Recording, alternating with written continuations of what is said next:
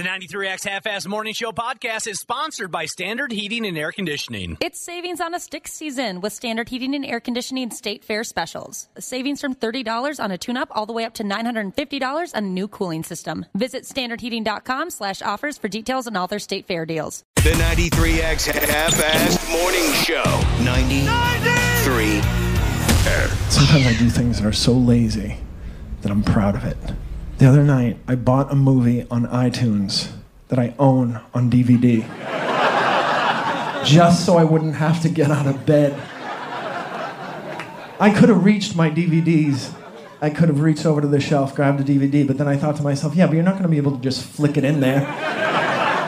You're not a magician. So you ever find yourself being lazy for no reason at all? Like you pick up your mail, you go in your house, you realize you have a letter for a neighbor. You ever just look at the letter and go, looks like they're never getting this. Take too much energy to go back outside. Anybody else lazy? Lazy people? Some of you can hardly clap, all right? I'm lazy. When you go to bed and start setting your alarm clock for PM, why even set it at all? You know, I'm setting it for like 1:30 the other day. I don't want to oversleep or nothing. Feel free to procrastinate and put things off until later. Today, National Lazy Day. Oh, lazy. It's showtime. Oh, man, I've been waiting on this one. National Lazy Day? National Lazy Day. There's already too much effort in the intro. What are we doing? That's just what the doctor ordered because I didn't sleep for jack squat last night. I'm a bit in the same boat. I was telling Nick off air. It's been a long time since I've had one of these dreams where I woke up and thought I was late. Oh, Well, I still would have been early for work, but for me, it would have been late. Sure. That's terrifying. I hate that feeling. Mm-hmm. And then I was kind of mad at my wife, even though I'm an adult. I should be responsible for getting myself to work and waking up on time. But I've heard that theory before. Where I was sort of like a lucid, half awake, not a little bit of sleep, and I was trying to, make sure my tone wasn't too upset because I've been told I have a tone at times, even though I don't mean it. Well, I disagree, but go right ahead. I know you know. You don't have a tone. So you communicated with the wife at 3 a.m. this morning when you woke up. I think in my kind of lucid state, I don't know if I actually said anything, but so I was trying to figure out how could I say this without sounding pissed off and like a baby because it's my responsibility. Sure. But she was like walking around doing stuff, and I just said, hey, in my lucid state, if you don't mind, if you see that it's 5 a.m., can you wake me up? Because I usually get up at 3. Right. And so I was furious in my head, but I kept my composure, I hate that feeling. And for some reason, it was, in this lucid state, it was completely sunny. If I looked at the clock, it was only 2:30. Yeah. Do you ever do that thing, too, where you wake up and you think you're late, and then you realize you have more time to sleep, but you're so paranoid about being late that it's hard to fall back asleep? The last time that happened was this morning. Okay.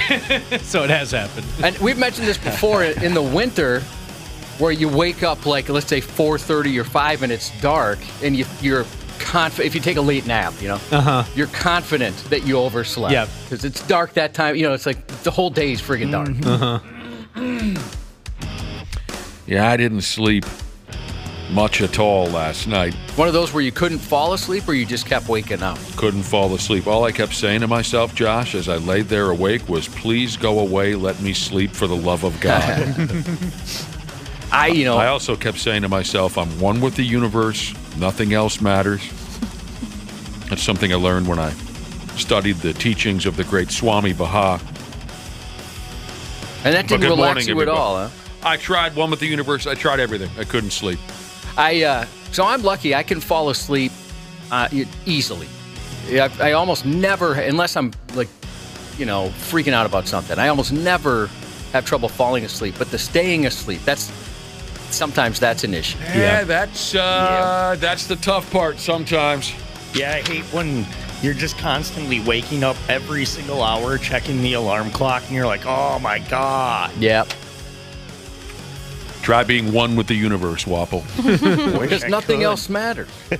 Swami Baha, what movie? Slapshot.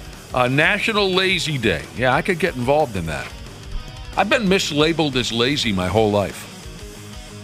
I don't think you're lazy at all. I've been mislabeled as lazy. I don't know how somebody could say that about you. Well, partially because I do love to sleep. And there are some who were taught incorrectly by overbearing parents that sleeping equals laziness. And that's not true. I wonder if that attitude is changing as more and more you hear from, medical professionals or mental health professionals, whatever, name a professional. Right. That say, hey, it's pretty important. Yeah. But you're right. There are people that do seem to have a sense of pride. I get 15 minutes of sleep a night. Oh, God. Yeah. Good for you. I'm a real man. Ever since I was a, teenage kid. Of course, when I was a little kid, I was like every other little kid in the world, up with the sun, annoying as hell. Hey, let's go do something. Yep. But when I got to be a teenager, I embraced the magic of late night television and things like that, and I love to sleep, and so yeah, I don't need to wake up early just to be a hard-on. Like we were saying, everyone knows that person who can't wait to tell you how early they got up. How many hours they worked that week. I used to know a guy who would call me in the morning and always dump this line on me. Well, good morning, sunshine. And then he would make a point of telling me how he's already been awake for 3 or 4 hours. What are you doing still sleeping? Good morning there, Buttercup. I've been up, this is like on a Saturday morning. Oh, I got up at 5. There's that hard-on element. I don't need to wake up early just to be a hard-on. Coffee Needed Jesus sent in a raising hand emoji and says, guilty of buying movies on Amazon so I don't have to find and put in the DVD. I've 100% done that. I've done that too. Mm-hmm. Where I'm like, I'm just going to buy it digitally. Yeah. That's fine. It's on sale. Yeah, you just type it in with the remote and find it so easily, and you're like, that's the last thing I want to do, go digging through a DVD and stuff. And also, the same thing in it from our opening bit there. I've done the thing where I've gotten the incorrect mail, and if it looked like total garbage, I just recycle it for them. Yeah, 100%. I'm like, they're gonna just chuck this thing anyways. Right. Do they really need this coupon flyer or something, or some random just junk mail? No, they're gonna chuck it. Plus, what if I want it? Yeah, there you go. It was delivered to my house. Yeah, that coupon could be amazing. I'd like a discount tire. Yeah. You just show up 1 tire, please. Another reason why I've been mislabeled as lazy my whole life is simply because before I started this nightmare career in morning radio, I kept very, very different hours. I'd work nights. My typical shift was, 4:30 p.m. until midnight, 1. And then I'd stay awake till 8 a.m. and then not wake up the next day until, 3 or 3:30 p.m. So my friends would say, oh, he sleeps all day. He's lazy. Well, dumbass. What are you talking about? Of course I sleep all day. I work and then play all night. Mm-hmm. They couldn't even, only a few years ago, I had a friend who I've known my entire life say, man, when you were young, it was so stupid you sleep until 4 o'clock. And I'd say, dildo, I was a night person, you were a day person. How do you not wrap your head around that? When you were waking up for work, that's when I was going to bed. But it was incredible how they would never acknowledge that. They would never acknowledge that. It's kind of the same thing around here. I know, Nick, you've noticed this too, where if you leave at like 10:30, when everybody else is rolling in, by the way, right? They're like, oh, look at you guys. Barely put in a work day. It's like, dude, we've already been here like 7 hours. Yeah. First and foremost, nobody gets here 2 hours before their shift and stays between an hour and a half and 2 hours afterwards on a good day. Right. And then working at night to get ready for the next day. Nobody here does that. Mm-hmm. But how much crap have we gotten over the years for that? Oh, yeah, lots That's of been it. happening to me a lot lately with like one of the salespeople. Like they usually snag me at like 10 or 10:30 and I'm about to head out the door and they're like, oh, you're leaving already? Yeah. I'm like, yeah, I am leaving already. We leave like at this time every single day. It's also just the same because you just got here, it doesn't mean nobody else has been working. It's also the same too with friends that don't quite grasp what time we wake up and what we do. They're like, "Well, come on, man! I mean, the concert starts at 8. You can still, go." Like, that's like me asking you to do something that starts at 1:30 in the morning based on your schedule. You would never do that. Yeah, anybody up this early, I'm sure gets it. Yes. Right? It's funny. My brother's got a birthday on Friday, and my cousin and I are going to take him to lunch on Sunday. And my cousin's like, "Hey, can we do 2:00?" And I'm like, "What the hell? Why so late? 2:00 on a Sunday?" Wait, I thought we were doing lunch, not dinner. That's a work night. That doesn't even make sense. Yeah, it was really bizarre. Some of my friends, back when I used to work nights, like I explained my schedule, I guess some of my friends would have had more respect for me if I would have worked till midnight or 1 and then went immediately to sleep, so I could wake up at 6:30 or 7 a.m. like they did. Then they would have had more respect for my hours. It's a bizarre thing. But like I said, it's been going on my whole life. So National Lazy Day, I'm all in. Speaking of sleep, I was just reading about some lady, we've heard these stories a billion, trillion times at this point. But here's a lady who makes $2 million a month on OnlyFans, people paying to watch her sleep. You've heard of this gimmick before? Oh, yeah. Yep. Mm-hmm. She sets up a camera in her room. She puts on a tight little pair of PJs. She jumps into the fart sack. And billions of men masturbate, and I'm just assuming that while she sleeps, and they pay $2 million a month. Nice. And then the other gimmick that I've found fun, I think I learned this from you, Josh. There's another gimmick where certain internet people, social media people, will lay down to sleep. And people will pay to wake them up. Yeah, in different annoying ways. With bizarre car horns and, yeah.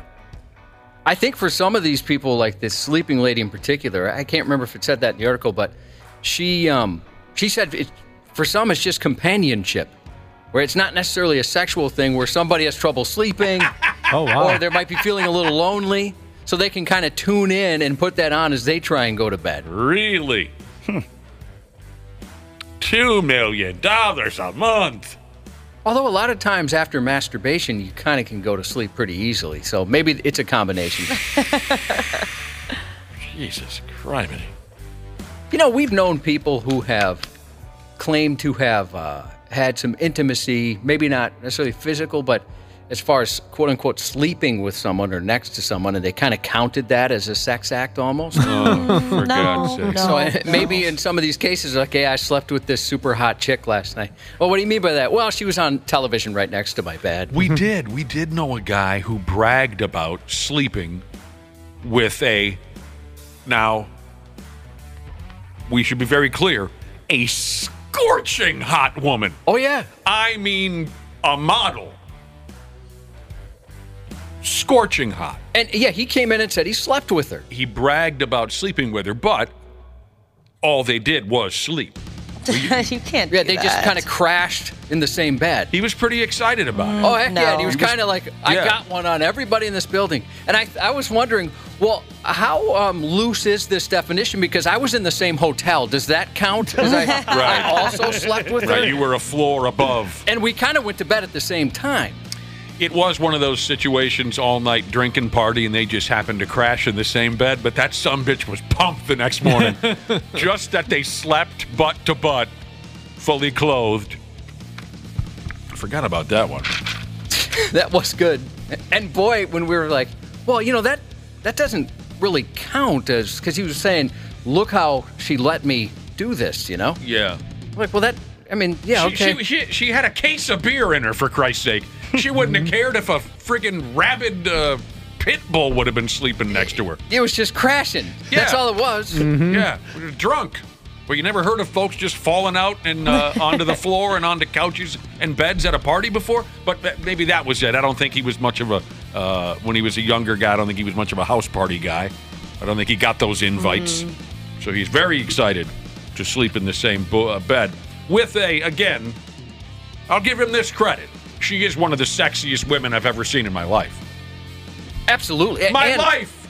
And one of the coolest. My lazy, lazy life. Yeah, she was very cool, too.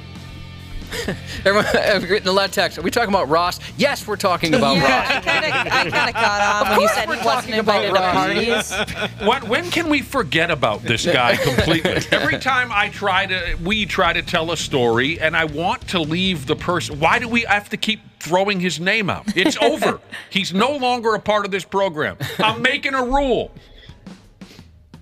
Next person who says his name gets teabagged.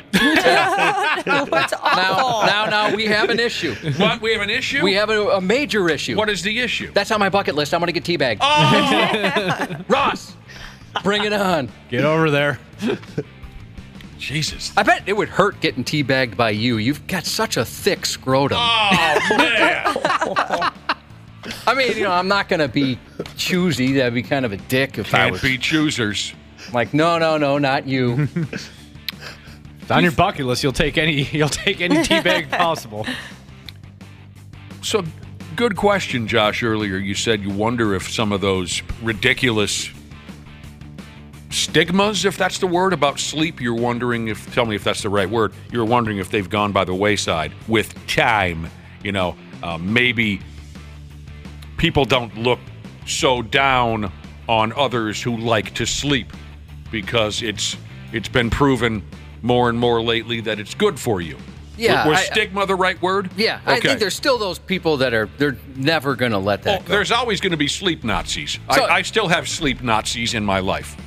But I wonder if it has changed a little bit, the stigma of, oh, you're sleeping in. You're sleeping too late. I got up early. That kind of I sleep behind the wheel. Right. And people have an issue with it.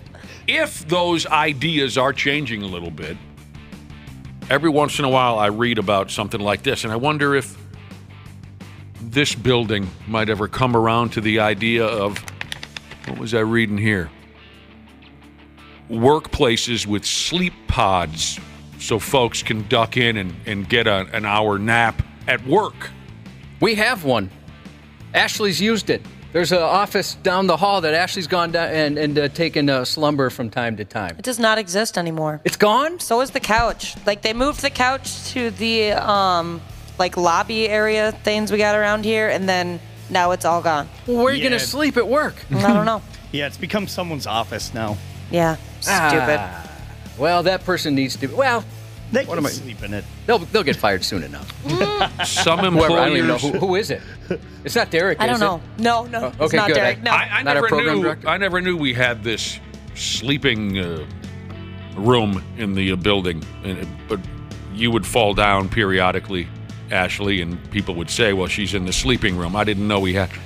More and more employers are installing nap pods, sleep rooms, and other spaces dedicated to folks taking power naps during the day while they're on the clock. I'll be damned. It seems like that's a lot of tech companies that do that kind of stuff. Mm-hmm. They've got kind of some of those out there perks. Probably a long shot that a tech company's going to hire me, right, Cubby? Well, maybe. You never know. Yeah, because they could say, all right, let's see if someone who is very technologically challenged can figure this out. We want to make it accessible to everybody. Yeah, as part of a one-day experiment? Yeah. Yeah, maybe then I'll get in the door. Nap pods. That would rule. Dude. It would. I created one at the last radio station I worked at. Back in, behind the promotions closet, behind a bookshelf, just slept on some old T-shirts occasionally after the show. Yeah, so you had a miserable setup there. You've told us about your old... So, yeah. One of your old gigs where you were forced, even though you did the morning program, you were forced to stay there until 1, 2 in the afternoon or something like that? You had to be there. Right, so we would, how around here we've talked about after the show, we got stuff to do, but we like to handle it as quickly and as efficiently as possible. Get the hell out of here. And then we can just move on and just... The rest you can do at home. Right, exactly. At the last shop I worked at, we would do the whole morning show, get here the same time we do here, do the show, and then we would have meetings until 1, 2 o'clock in the afternoon.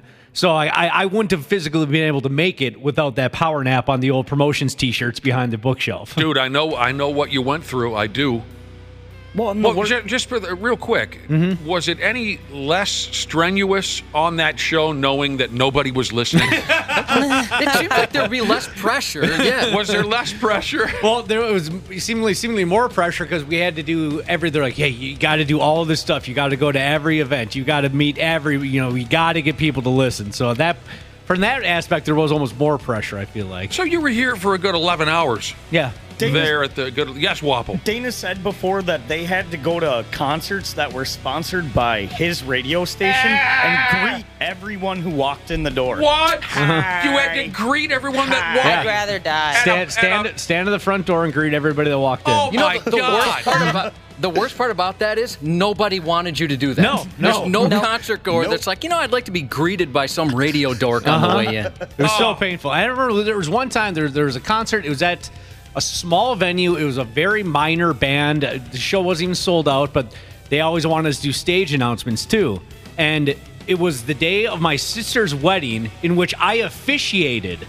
I was the officiant of the wedding. I was the guy that you say I do. The dude that did the talking and the this and that. The dude who's not the groom. Yes.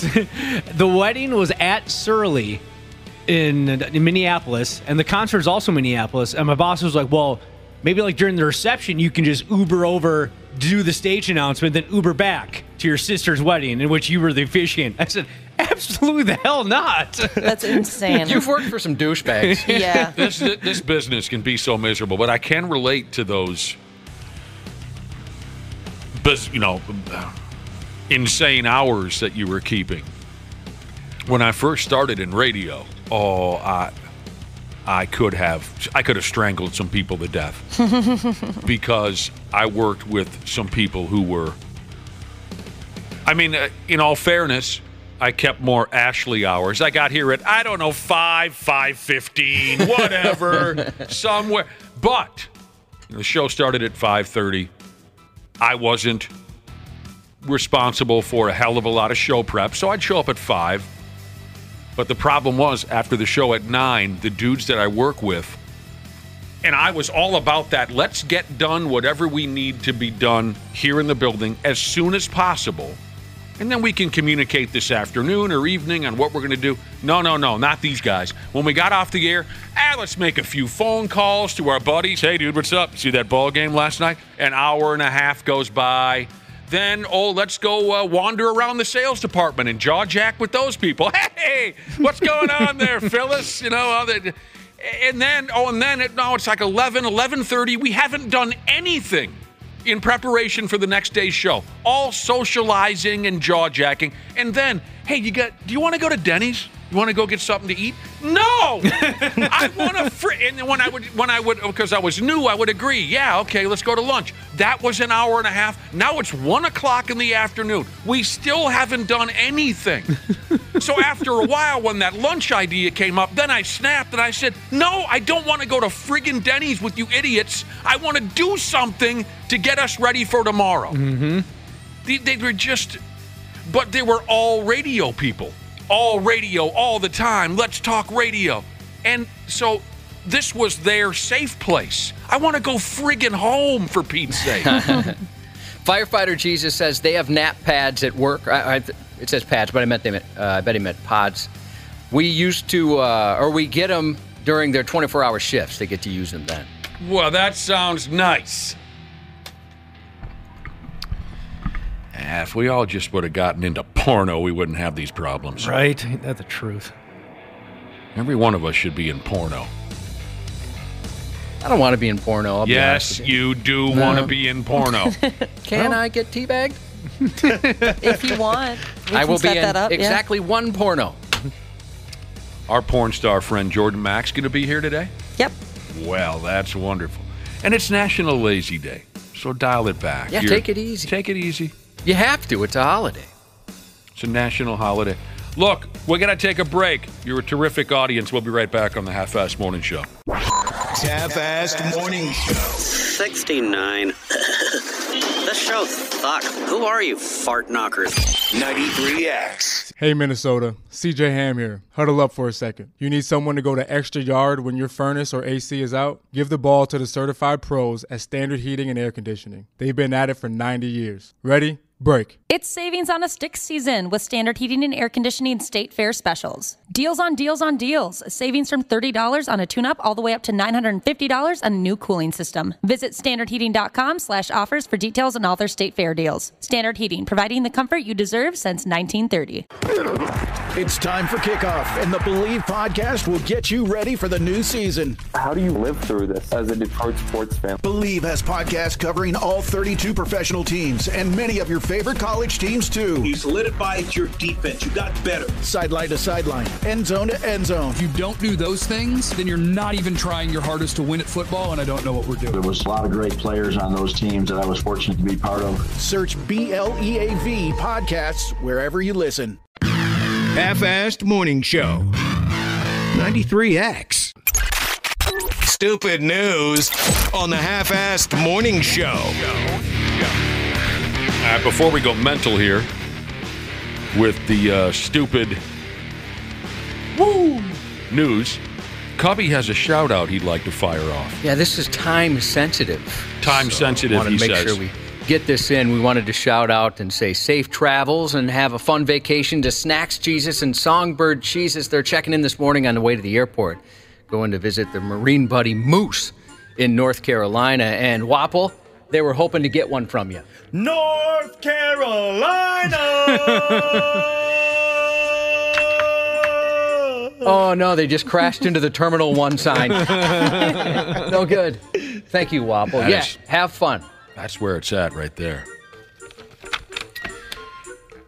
Now, with the stupid news.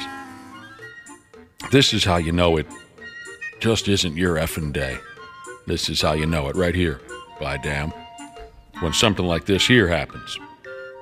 In Lakewood, Colorado, a newly hired driving instructor got a ticket, and worse, when they crashed their damn car smooth into the driving school building. I meant to do that. Crash. There goes the driving instructor. Right into the effing building. Of all jobs and of all places to crash.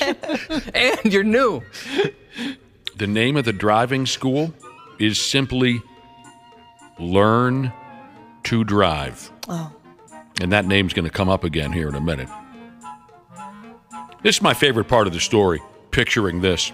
The local cops said that several people inside the building were able to dive out of the way as this sumbitch comes crashing through the walls. Thank God. There was one minor injury from this disaster. According to a fella by the name of Steve Roman, the owner of the driving school, it was the driving instructor's second day on the job. That's so tough.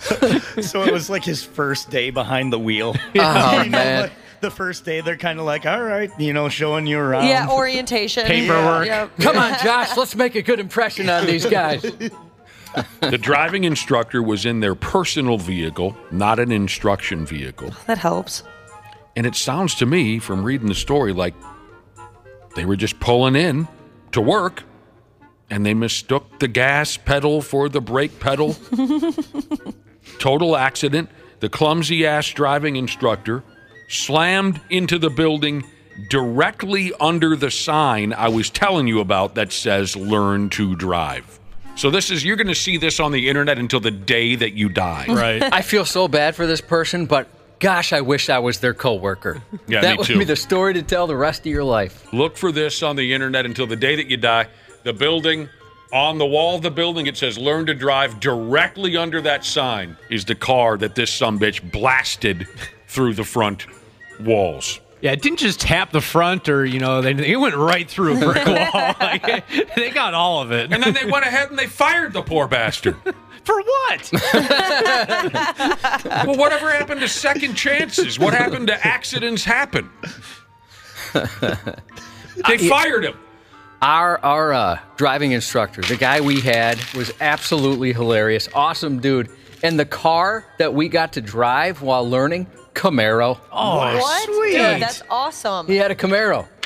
That doesn't even seem possible. Yeah. Double balls. To have a Camaro?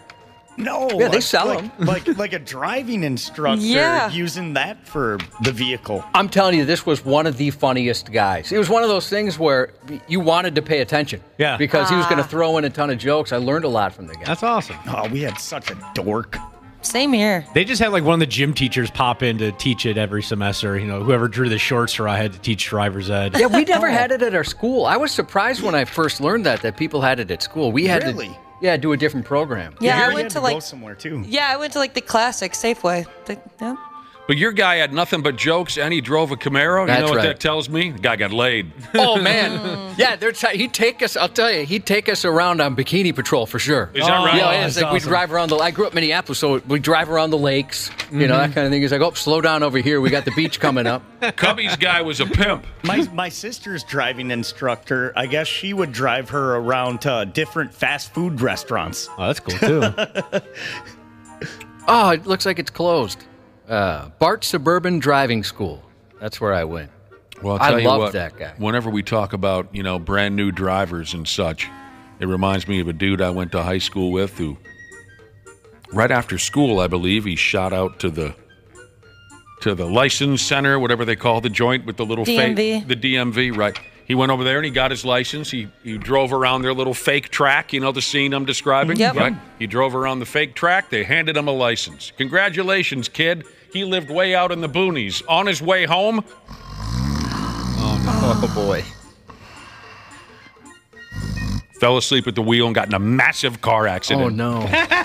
He was Everybody fine. okay? Yeah, he was all right. All right, so I'm looking up Bart Suburban Driving School, which sadly has closed since I went there. 1.5-star reviews on Google. That's 1.5 stars. It's not fair. Out of 2? Out of 5. What was the cool car rating? Does low score win or is it high score? Probably depends on who you ask. Up there in Portland, Oregon, there's a teenage kid. Speaking of teenage things, there was a teenage kid up there who's lucky he didn't end up legless or something terrible like that. The locals are saying it's a damned miracle that he only ended up with minor injuries after falling through a rooftop skylight at the neighborhood junior high school.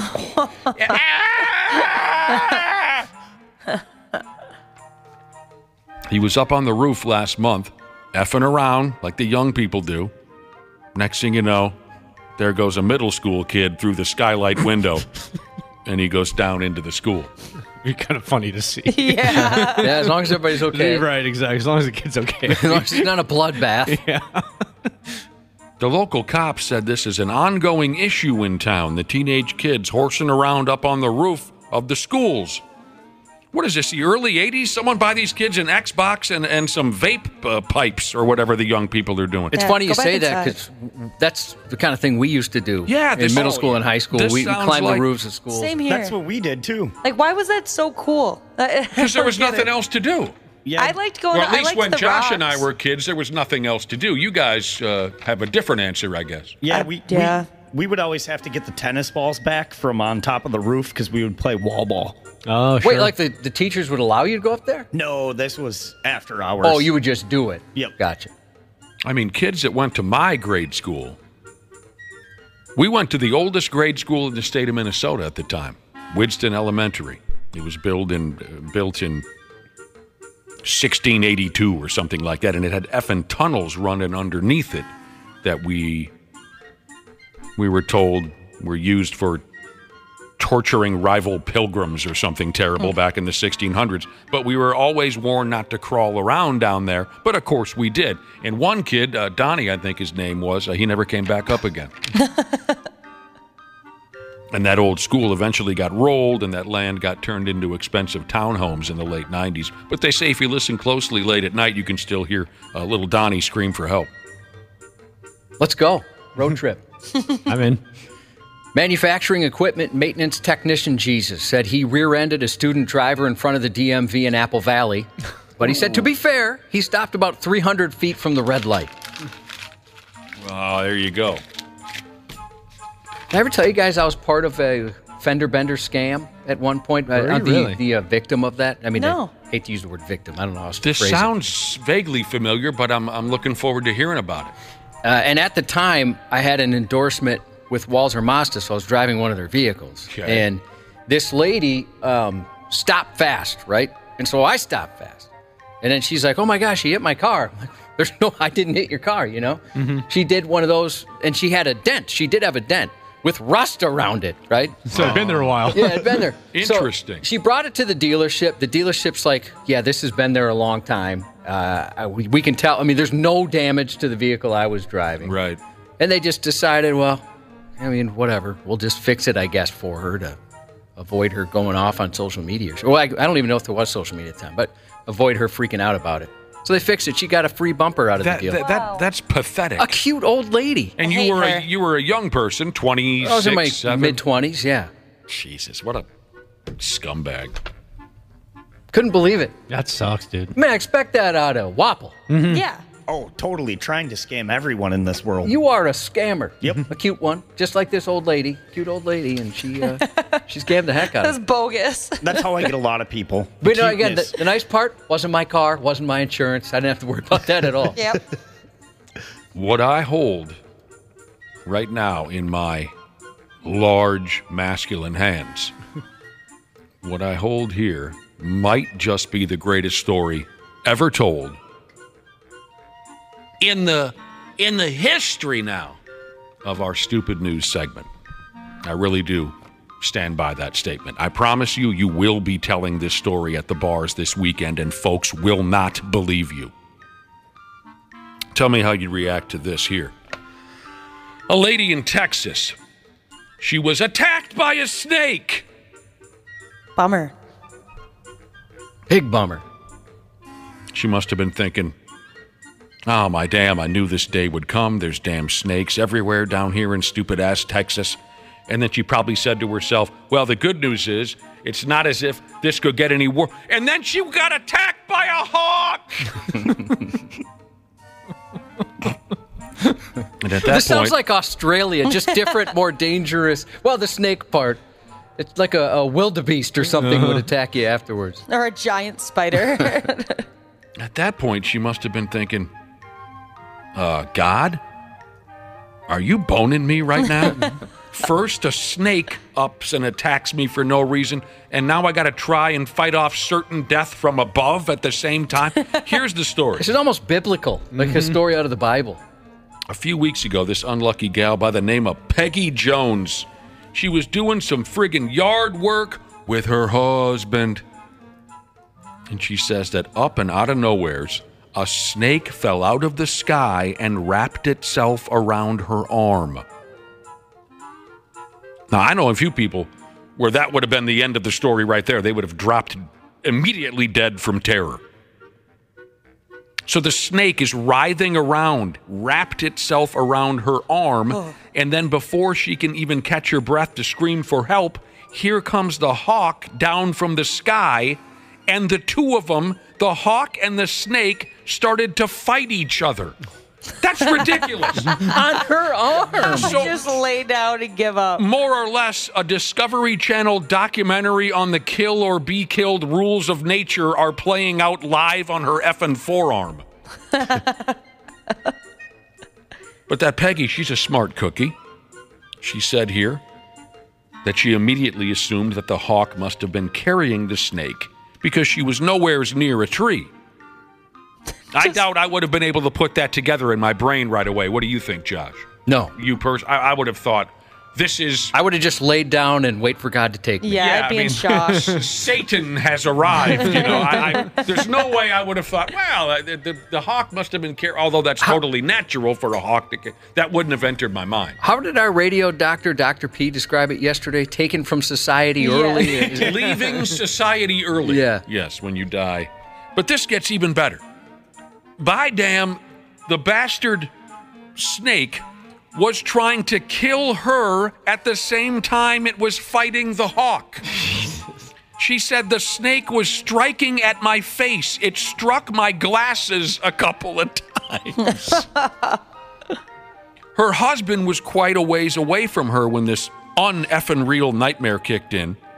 So she didn't scream out for him. She just started screaming for Jesus. Peggy said, I was screaming, please, Jesus, just help me. F me running. The hawk grabs the snake that was wrapped around her arm, and it's pulling at it, trying to carry the snake away again. And when it did that, it was pulling her arm up in the air. The hawk was carrying her arm and the snake with it. Bogus. The hawk swooped in about 4 times, its wings flapping. It became a bloody brawl. Finally, the snake cut itself loose from her arm, and she ran toward her husband, completely, quote, hysterical and covered in blood. The pictures of her forearm are insane. It's hamburger. The damage done to her arm, has everyone seen the picture? Yeah. It's on 93x.com. Balls Mahoney. Is that terrible to look at? So her husband has no idea that any of this is happening. She goes running towards the old man. He couldn't comprehend what she was trying to tell him at all. He drives her to the mental hospital. He drops her off. He drove the hell out of there. No, I'm kidding. He took her to the regular hospital. And yeah, like I wouldn't want to be anywhere near her. Yeah. Your luck sucks today. Her arm, like we mentioned, is just torn to... Her glasses are mangled because, remember, the snake was trying to remove her eyes for her. She was given antibiotics. And because the doctors weren't sure if the snake was venomous, they kept her overnight. She couldn't sleep because she was still so effing freaked out. She thought she was a goner for sure. She still can't sleep. Well, have you tried masturbating? Wapple said. Come on, dude. This woman's recovering from a traumatic experience. Through hell on earth. For me. No, we know it works for you. She has another arm. Have a little sensitivity. But if she's listening, answer the question, Dana said. Yeah, we want to know if you tried. There you go. Like I said, quite possibly the greatest story that we've ever presented to you here on the Stupid F Me Running News. I would think that I'm hallucinating, or like I said, that Satan was afoot if something like that happened if to a me. snake just falls from the sky, I'm already questioning what's going on in the world. Then you bring a hawk into it? And why is the snake trying to kill her while it's fighting the hawk? I didn't ask to be part of this problem. You know what I mean? Wouldn't you assume, did I somehow get on the set of Jackass? Yeah. Like just the timing that has to happen. Wow.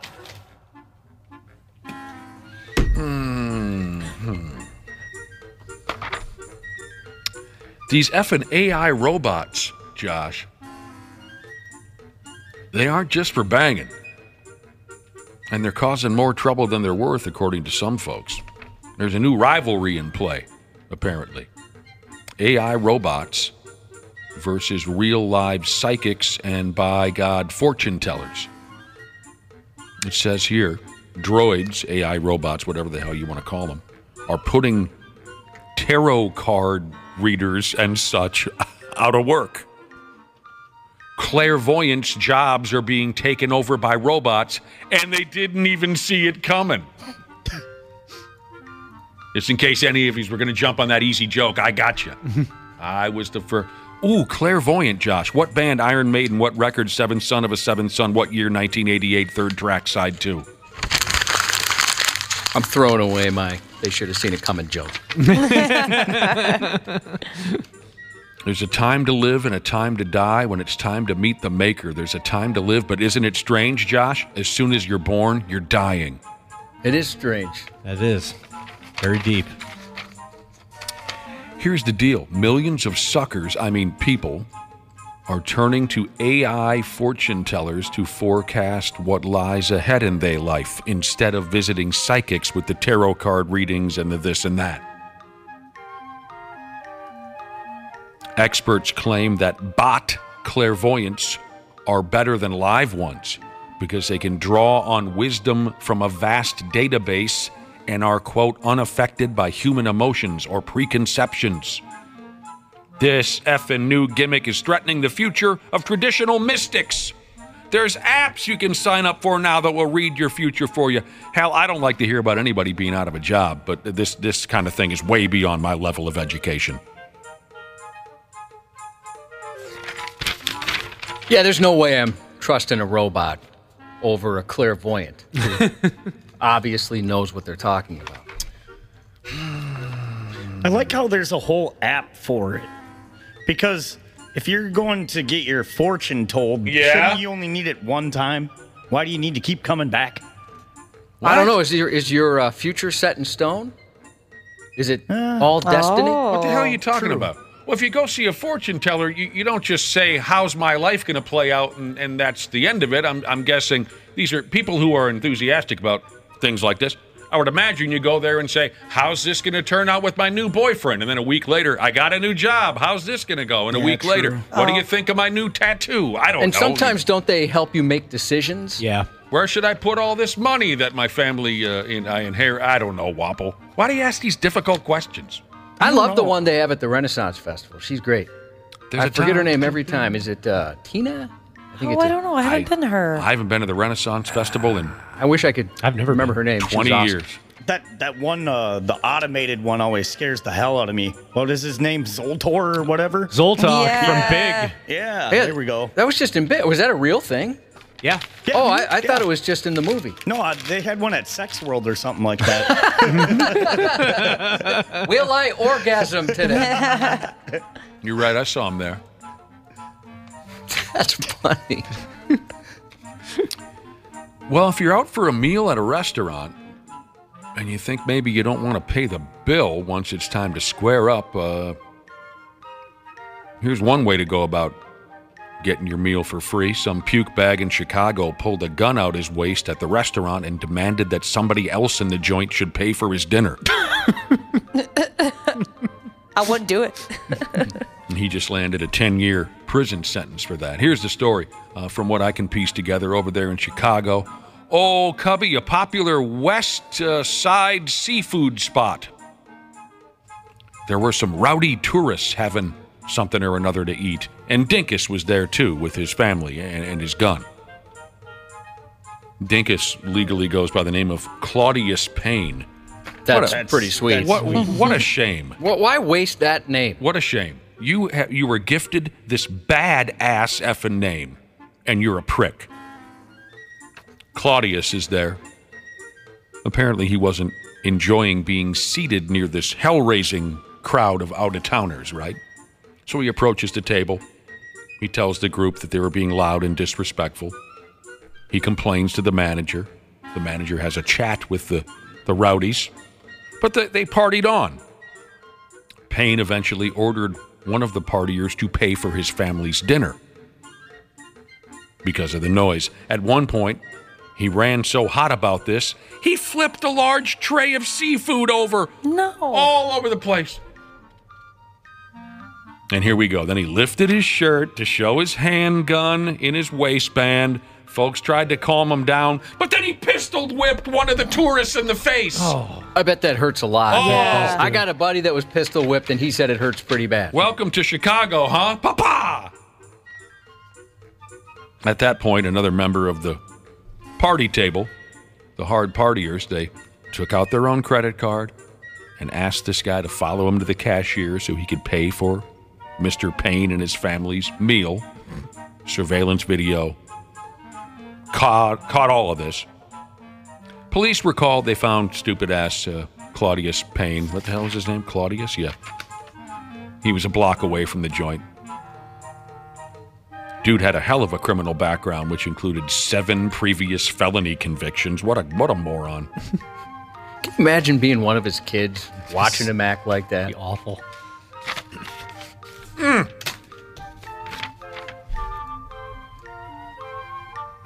Who here likes fish sticks? Personally, I love fish sticks. Oh, I do too. Like in your mouth? Yeah. Yeah, I love fish sticks. I don't really like them too much. You don't like fish sticks? No. I love fish sticks. Me too. You honestly don't? I don't like them. Do you, Nick, tartar sauce, yay or nay?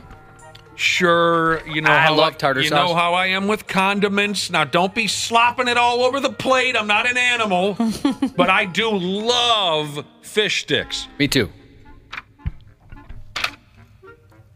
What about chocolate iced cream? Do you like chocolate iced cream? Do you? No. I'm not a sweet person, really. You love fish sticks, though. Yeah. Nobody? Chocolate ice cream? I mean, I wouldn't be mad about it. I don't seek it out. Okay, fine. I'm trying to set up a bit. Who likes chocolate ice cream? I do. For Pete's sake. Is this your first day? Sorry, I blew up. Oh, I don't think it's necessary to like it for the story. It might make it more interesting if you don't like it. How do you like it? In a bowl? In a cone? You know what I like? I like it in a bowl. How about in a real toilet bowl? Oh, you got me on that one.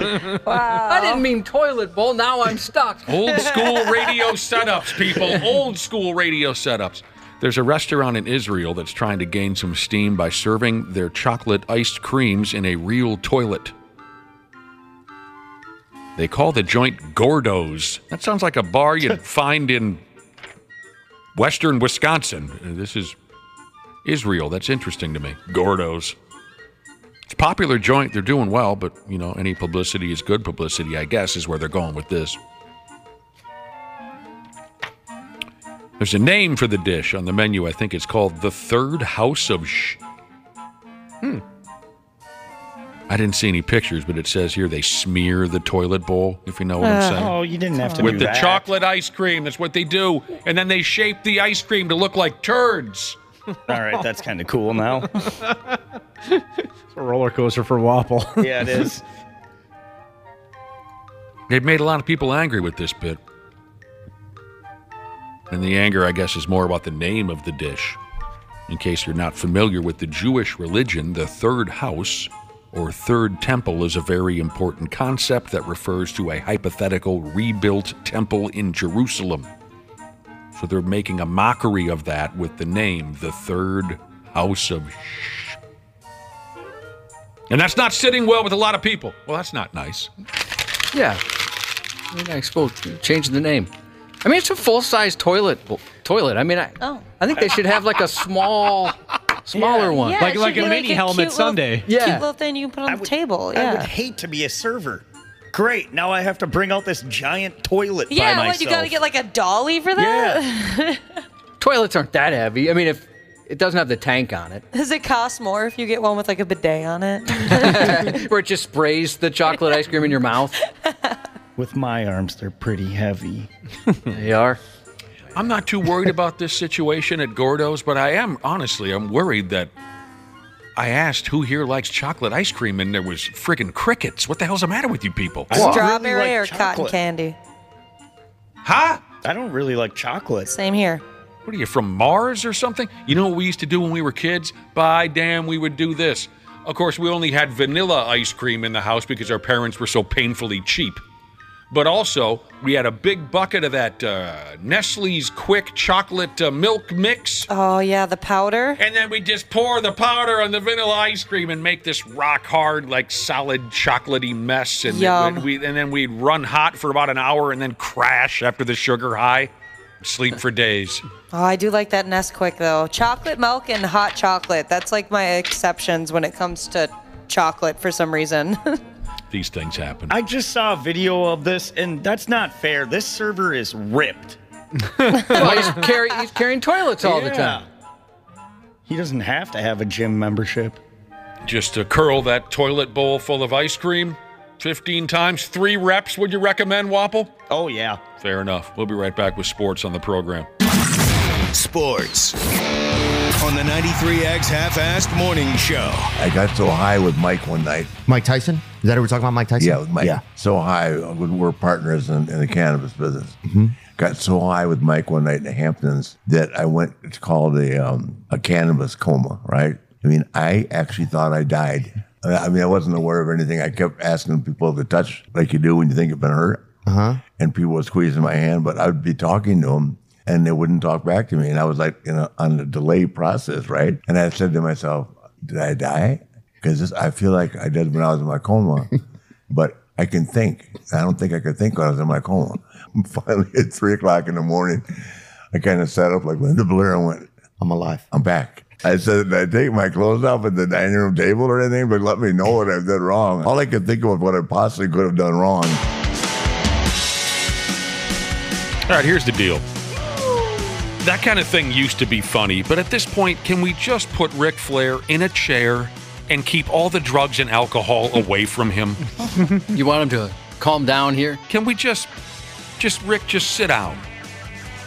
Dude likes to party. I worry about the man. And we really have to get our old sarcasm horn cooking again. It's a little insulting that we so obviously are playing out the South Park fish sticks bit, and there's people out there who think we really have no idea what's happening. But what can you do? Where is the horn? It's in the other studio. I'll grab it for you. We got to get the sarcasm horn going again. Here's the deal. The Twins have now lost it a couple in a row. They're going to have to win today to split this here 4-game series with the Detroit Tigers. The Tigers were cracking the damn baseball all over the park last night, and the final was 9-5. Tigers had 17 hits. Didn't help that friggin' Kepler had an error in right field in the first inning, Ashley, and I'm holding you responsible. It happens. You can't be 100% all the time. Apparently some wacko jumped onto the ball field last night. A runner, again, not a streaker, but a runner, got on the ball field last night. BSN didn't show it. I was looking for video. Apparently it took forever to wrangle this individual. You guys have any more knowledge on that? I looked for the video as well. Couldn't find it. Well, they'll finish their 4-game series today, noon on Bally Sports. Kenta Maeda will be pitching for the Twins, and like I said, hopefully they can square it up. We got plenty more to come in a half hour, but stay tuned for Josh's news report. Half-assed morning show. 69. This show sucks. Who are you, fart knockers? 93X. Hey, Minnesota. CJ Ham here. Huddle up for a second. You need someone to go the extra yard when your furnace or AC is out? Give the ball to the certified pros at Standard Heating and Air Conditioning. They've been at it for 90 years. Ready? Break. It's savings on a stick season with Standard Heating and Air Conditioning State Fair specials. Deals on deals on deals. Savings from $30 on a tune-up all the way up to $950 on a new cooling system. Visit standardheating.com/offers for details on all their State Fair deals. Standard Heating, providing the comfort you deserve since 1930. Are you currently enjoying the show on the Stitcher app? Then you need to know Stitcher is going away on August 29th. Yep. Going away, as in kaput, gone, dead. Rest in peace, Stitcher, and thanks for 15 years of service to the podcast community. So switch to another podcast app and follow this show there. Apple, Spotify, or wherever you listen. Half-assed morning show. 93X. I just want her to pay for what she did. They need to put her in jail and fine her. And she needs to pay for all the damage because it is not right what she did. Wild video allegedly captured a garbage human being trashing a Los Angeles taco stand and attacking a vendor with body blows and pepper spray. Oh, God dang. All because the woman who runs the taco stand politely asked her to pay for her food. Police say the woman polished off her food sundae and then flipped when asked to pay for her purchase. She didn't think she had to pay. I guess not her. Is that concept lost on some people? I think so. Okay. There's some of us that are more entitled than others. We have to have some kind of a tutorial. All right. You know, the world's not fair. Some people are treated better. Mm-hmm. She's seen going to her distinctive pink Lexus and then returning with a can of pepper spray. When she finished spraying me, she started throwing everything, and then she grabbed me and started to hit me. She pulled my hair and then punched me in my shoulders. She punched me in the face. She unloaded on me and then let me go. Yes, she does have the budget for pepper spray and a luxury vehicle, but not tacos. So she really gave this gal a beating? Yeah, for no reason. It was like a hockey fight, too. She kind of grabbed the back of her shirt, pulled it up over the head, and then started getting her. Yeah. Word up. Yeah. So like an old hockey fight. Mm-hmm. No one was wearing a half shield. They didn't just hug for 15 seconds, fall to the ice, and then the referees, and then the crowd goes crazy thinking that they saw something when they really didn't. Yeah, it wasn't like that. Like an old hockey fight. I get it. The freeloading taco lover also vandalized the stand, knocking items off a table, hurling a sandwich board, and called the female vendor, and I'm sorry for this language, a bitch. Wow. Then the woman, wearing a short pink tie-dye dress and flip-flops, returned to her pink sedan and sped off. Wasn't clear how much food the suspect ate or how much money she owed. The victim filed a police report and posted the video of the attack on social media, appealing to the public for help identifying the disturbed dine and dasher. Oh, yeah, we got to get this gal. I hope they do. Yeah. What do you think her punishment should be? Got to be pepper sprayed. Couple times. I got an idea. Let's pepper spray the lady, and then for an 8-hour shift, she has to eat out of the trash can at this taco stand. And then the nearest porta potty. Oh, no. A 17-year-old was arrested on several charges after police say he rammed his vehicle into a man he was arguing with. Bradenton, Florida police were called to a reported hit-and-run Tuesday, shortly after 5 p.m. Detectives learned the teen and the victim, a 35-year-old man, got into a verbal argument before the teen drove away, turned around, and intentionally hit the victim before driving away again. He was arrested hours later. Police said the victim suffered several injuries but was listed in stable condition. The specifics of the argument weren't released by press time, and that case remains under investigation. Kid's got a temper. So much violence, Josh. I know. Last month, state troopers pulled over an ATV rider who traveled more than 40 miles on bustling Twin Cities interstates, surrounded by weekday traffic afternoon.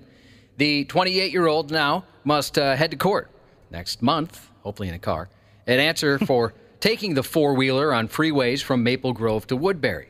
A trooper wrote in the citation the man prompted numerous complaint calls to 911 and at one point was recorded on freeway cams standing up on the ATV while driving. In a telephone interview Tuesday with the Star Tribune, the man explained he didn't rise out of his seat as a stunt. He stood up because he had cramps in his legs, he said. Maybe some hemorrhoids. He said he intends to fight the charges, which comes with $237 in fines, because he said his custom-made ATV is street legal. He acknowledged the machine doesn't have a seat belt, but it does have turn signals, lights in the front and back, and mirrors. He said, I ride motorcycles enough to know I feel safer on a four-wheeler. Well, that's interesting. Yeah, I saw a video of this guy cooking down the freeway on his four-wheeler. I gotta give him credit. He's got balls. Yeah, I haven't seen something like that I'd be terrified to get on a four-wheeler and go on a friggin' interstate. Me too. I would think I just don't trust anybody else. An Edina man reached speeds of 152 miles an hour while fleeing police in his Volkswagen last month. Dang, on a Volkswagen. How fast was he going? 152. I think most of those max out at like 160, too. I would think it would take two of them to total 152 miles an hour. According to the criminal complaint, an Eden Prairie police officer on routine patrol in the area of Highway 212 and Shady Oak Road initiated a traffic stop on the 25-year-old after clocking the man driving 15 miles per hour over the speed limit while entering the highway. He then accelerated away from the cop, taking his Volkswagen Golf to speeds of 152 miles per hour before the officer lost sight of the vehicle. Edina police were alerted to the situation and spotted that car not far from the man's residence. Charges allege he fled police, this time on foot. An officer heard nearby tree branches snapping and dogs barking, indicating they knew where he was. A canine unit later helped officers locate the man lying under some chairs near the fence line of the property where he parked his car. He allegedly told police he was coming home from work and didn't know how fast he was traveling. You know how it is. When you're going over 100 miles an hour, you can't tell. It all just becomes the same. A driver being pulled over flipped off Florida deputies before being arrested for a DUI Sunday. Okay. 25-year-old Nicholas Cassetto was allegedly traveling 95 miles per hour on the interstate, driving recklessly with his flashers on and then swerving through traffic. The speed of the car also resulted in one of the tires coming off, leaving just the rim. Once deputies pulled him over, he shot both his middle fingers out of the window and kept them up when he got out of the car. Yeah, they're the dicks, right? The cops were pulling him over. You're drunk, speeding with three wheels, but they're the dicks for pulling you over. This is interesting.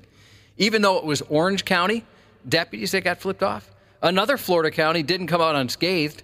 Not sure why this was said, but it's pretty funny that it was. Sheriff Wayne Ivey said the moral of the story is that if you're going to break the law, you better do it in Orange County, because we don't play that in Brevard.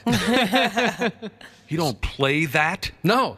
That's so early 90s of him to say that. I know.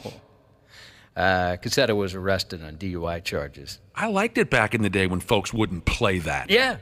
Remember, Homie didn't play that. No, he was one of them, yeah. I also liked it when we used to have to talk to the hand because the head ain't listening. Absolutely, man. How many times did you force somebody to talk to the hand? Oh, all the time. Right in the middle of their sentence. And I wish we could combine then with today because I could have told them that I hashtag can't even. Every time I did the don't talk to the hand, it would eventually lead to, sex? Talk to the booty because the hand's off duty. Like Talk when you walk away. To the booty because the hand is off duty. Mm-hmm. I've never heard I that. never heard that sequel phrase before. Yeah, 'cause you're walking away from them. You know what, Smashley? I'm going to go ahead and say that I'm glad I missed that trend. What about, did any of you save the drama for your or anyone else's mama? Oh, yeah. Of course. Josh knows the story of... And my llama. I'm sorry? Save the drama for my llama. Or for your llama. That's a thing, too. You know, sometimes people add on to stuff that doesn't... You guys, the young people, didn't need to add on to it. No, the booty thing and the llama thing, totally unnecessary. Yeah, because it was already good. Those lines in their original form were good enough on their own. No, I'm not saying that I'm all that in a bag of chips. Oh! I'm just saying, in my mind, it didn't need that accessory at the end. You're right. You're right. And a lesson for the young people. A lot of people have mamas, but a lot of people don't have llamas. I would say most people don't have llamas, in my estimation. A lesson, less is more. Would that be the lesson, Josh? Yeah, I think that's a good lesson. Josh knows this. I had dated a girl for quite a while, and she was a lot of fun. But one night we were getting ready to go Summers, and she comes out the bedroom with a T-shirt, and the T-shirt said, "Save the drama for your mama." And I said, "There's no way I'm going out with you when you're wearing that friggin' T-shirt." That's a bedtime shirt. Oh, man. Hey, thank you, Snot Rocket Jesus. She said that we are all that and a bag of chips. A Missouri man had police on high alert over the weekend in a vehicle with a vanity plate reading, "We High." The man was taken into custody for resisting arrest by fleeing at 12:15 a.m. Saturday. Officers initially detained both the man who was driving the vehicle and a passenger when they drove away from a cop's initial attempt to pull him over. During the ensuing pursuit, they noted that the Land Rover's unique vanity plate read, "We High." That incident remains under investigation. That's cute. It was on this day 202 years ago in 1821. Missouri became the 24th state. And apparently, they allow cool license plates there. We High. Minnetonka police say a shoplifting suspect's gun accidentally discharged while he was being pursued by officers yesterday afternoon. This happened about 2 p.m. outside a Marshall store near Ridgedale. Police say soon after they arrived at the store, the suspect gave chase on foot, but apparently not a very good runner. He was quickly arrested in the parking lot. At some point, the man threw the gun, which then fired. Oh, no. Yeah, luckily no one was hurt. Well, god dang, man.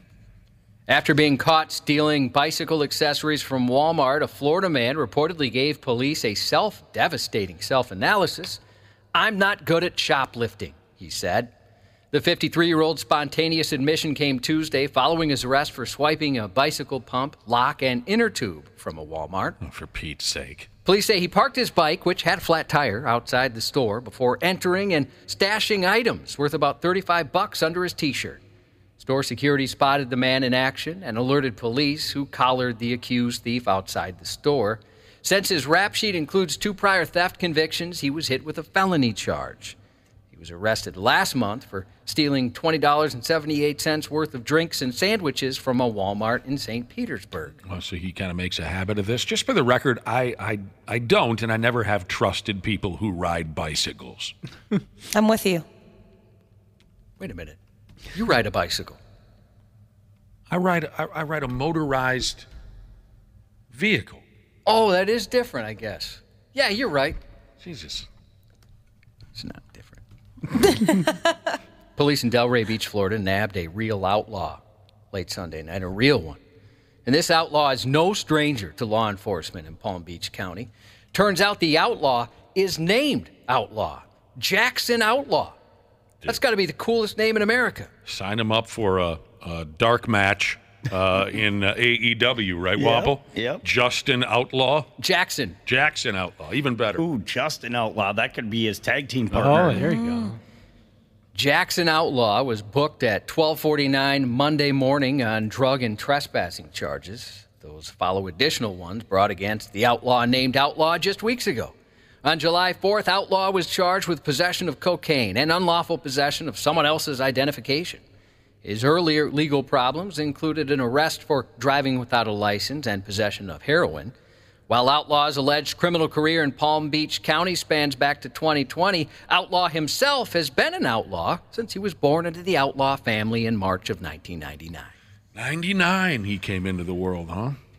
All festivals have a list of items that are prohibited from being brought onto the grounds by fans during the event, but Riot Fest has a quite peculiar one on theirs. Riot Fest. Cantaloupe. Someone took a screenshot of the banned items on their website, and in addition to air horns, audio and video equipment, bicycles, rollerblades, chairs, and professional wrestler CM Punk, true story, for some reason he's on there, they have banned him. Cantaloupe is also listed. Can I ask about the cantaloupe? The person who posted the screenshot asked. It knows what it did, Riot Fest responded.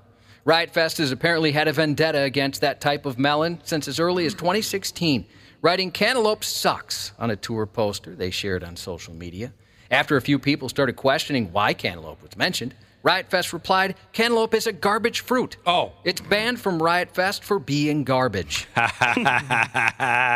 As noted in the FAQ section of the festival's website, no outside food is technically allowed on the festival grounds unless it's used for a medical reason, but no cantaloupe is allowed for any reason. The 18th Riot Fest will be held September 15th through the 17th at Chicago's Douglas Park. The Foo Fighters, The Cure, and Queens of the Stone Age are among the headliners for that event. Lots of bands. I bet that'll be enjoyable. I would think so. I'd like to hear why they banned CM Punk. Yeah, me too. I wonder what that's all about. There wasn't an explanation there. Maybe they don't like folks who are straight edge. The limited series Painkiller, starring Matthew Broderick and Taylor Kitsch, is now on Netflix. The scripted drama is based on the real origins and aftermath of the opioid crisis, with a focus on the people related to the invention of OxyContin. Tonight, there's more preseason football with the Vikings playing their first preseason game. Shut up. At 9 p.m. What? 9 o'clock. What time? Dude, go to bed. 9 p.m. in Seattle versus the Seahawks. I wouldn't watch it if it was 6 o'clock being played out in my backyard. At a more reasonable 6 o'clock.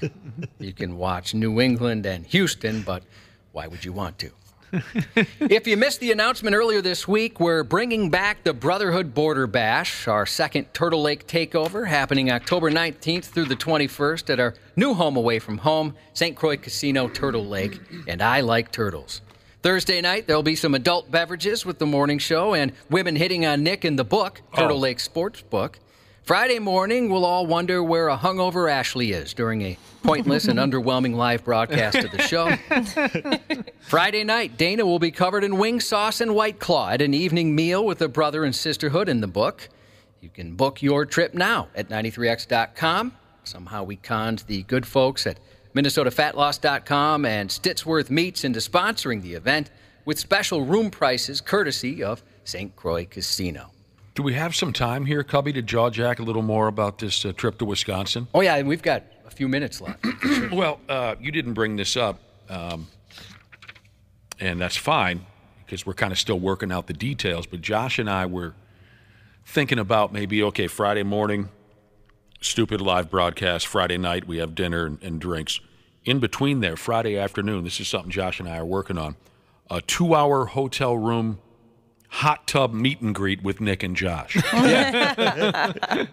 Where in my room or in Josh's room, Josh and I will get into the hot tub and folks can come in and have an opportunity to take a picture with us or just say hello, get an autograph. Yeah, have a couple of minutes of a soak. I mean, you guys were going to be in the hot tub together anyway for a couple hours after the show, well, so you might as well just invite people to come say hi. That's what sparked the idea. Yeah, we're working on a hot tub meet and greet.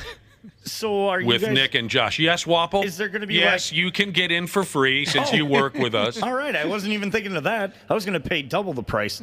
But can you bring another hot tub so then Nick and Josh are both in the same vicinity?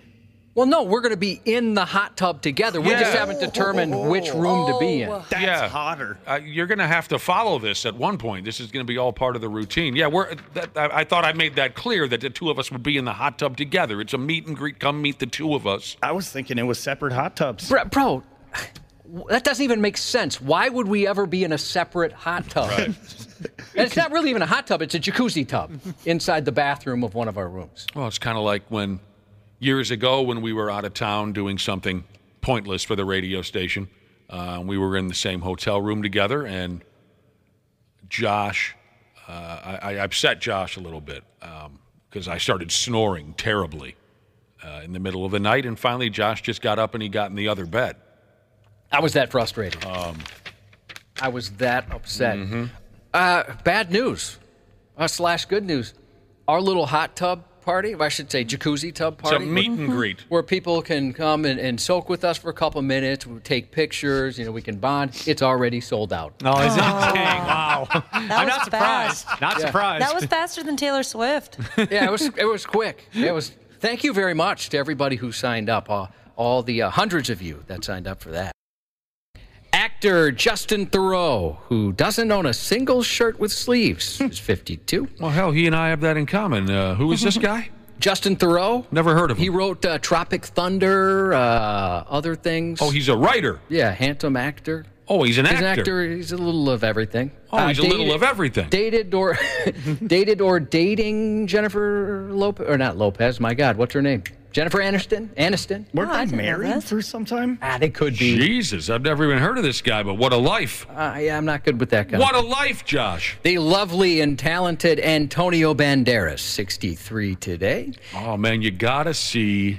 What was that movie we were talking about the other day, Wapple? 13th Warrior. Oh, yeah, we were. You got it, right, Cubby? Folks should see The 13th Warrior starring Antonio Banderas. They should, and I'm going to sound like a douchebag, but the book is better. Michael Crichton. Yeah, I know it sounds like a douchebag, but it legitimately is better. Don't bring up books at the hot tub meet and greet. I'm not going to bring it up. Yeah, two things I plan on doing. Just absolutely holding people verbal hostage, talking about taxes and things like that. I learned new ways to make perfect drag marks on your lawn. I mean, they even sell kits for it, which I plan on buying, by the way. And then we're going to have our jacuzzi tub meet and greet. I've just experienced my favorite part of the day when Josh said verbal hostage. You'll see me pushing people up against the wall. No. Where do you think you're going? I have seen you verbally hostagize people, and I have seen you become a verbal hostage. You know what we should do? I've never heard that said out loud in my life. That's brilliant. What we should do for any listener that has any interest in talking to me, which I would very much appreciate, just give them all a white flag. And then I'll know. Wave that white flag. That's a good idea. We should hand out surrender flags for when people are done talking with you. We could just put you on a timer, kind of like speed dating. Well, that's what, our boss, Derek, and I, we joke about it where when I go into it, I'm going to get him one of those sand hourglasses so he can flip it when I walk into his office. And then by the end of it, we got to wrap up. Verbal hostage. A listener from a 507 area code wants to know if they can't make it to the hot tub meet and greet, if you're going to jar up the water and sell it then later on. Oh, that's a good scheme. It all depends on what we put in it.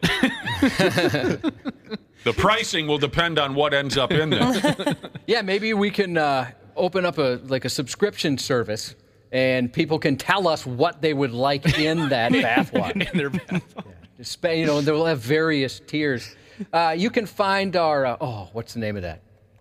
God, verbal hostage? That kills the joke. No. Look for our Patreon page. There you go. Look for our page. Happy 31st today to hours older than MOA Jesus. Please wish my little lady Hurricane Logan a happy second birthday. That's from our friend Grindcore Jesus. And then happy 34th to Pool Plaster Finisher Jesus, and that's 93X News. Care 11's Randy Shaver. I love this dude. I mean, this dude is electric. On the Half-Assed Morning Show. You said you don't want me to go to Broadway? I said that because I feel like you'll be talking during the play, and I want you to respect the performers, okay? I want to go to a Broadway show. I want to eat a charcuterie board. I want to eat a charcuterie board. Oh, no. Things have taken a turn for the worse in here. What's going on? no. Where's Randy? What's going on? He needs your help. Uh-oh. What did he do it again? We got a possible code brown here, Randy. That's what I thought. That's what I was thinking too. And it came out of nowhere. Just hang on. There was no build-up. Just give me a minute. Let a guy catch his breath. Oh, boy. Breathe. I'm trying, Just Wapple. breathe. It'll be all right. It'll soon pass. Who's taking Lamaze? I don't think any of us have. No. Remember Stephen Wright, the comic, was on stage years ago, and he said, I've been taking Lamaze classes. Nobody's having a baby. I've just been having trouble breathing. You do... Possible code brown as we start the sports here. You know, my wife, she's a fitness instructor, as you know, and so she'd tell you to do some yoga breaths to kind of help with that. Anybody? I've never done yoga. Wouldn't that just send... Well, I take it back. My insides flying across the room? Yoga breaths? I don't know. I hear yoga becomes just a gas factory. That is true. Mm-hmm. All right, don't listen to anything I just said. It's mostly because of all the bending over and, like, you're supposed to, like, relax your muscles. But the breathing part, you should be good. Okay, whatever telekinesis you're working on me right now, Josh, whatever you're doing right now, it may be helping. I think things are starting to retreat. I will offer my world-famous tummy rubs and the magic fingers. Were one of you praying about it? No. Because it might be working. No, I'm sorry. All right. We'll see how far we can go with this. There's a lot of terrible stuff going on in the world right now, but if you could take a break from looking over that, you look over my boy Nick's tummy, things are brewing. It was a panic situation there, Randy. I'm sorry I blew up. That's okay. I think I'm going to be okay. And I apologize to our listeners who aren't used to this type of a conversation, but we're pretty open and honest on this program.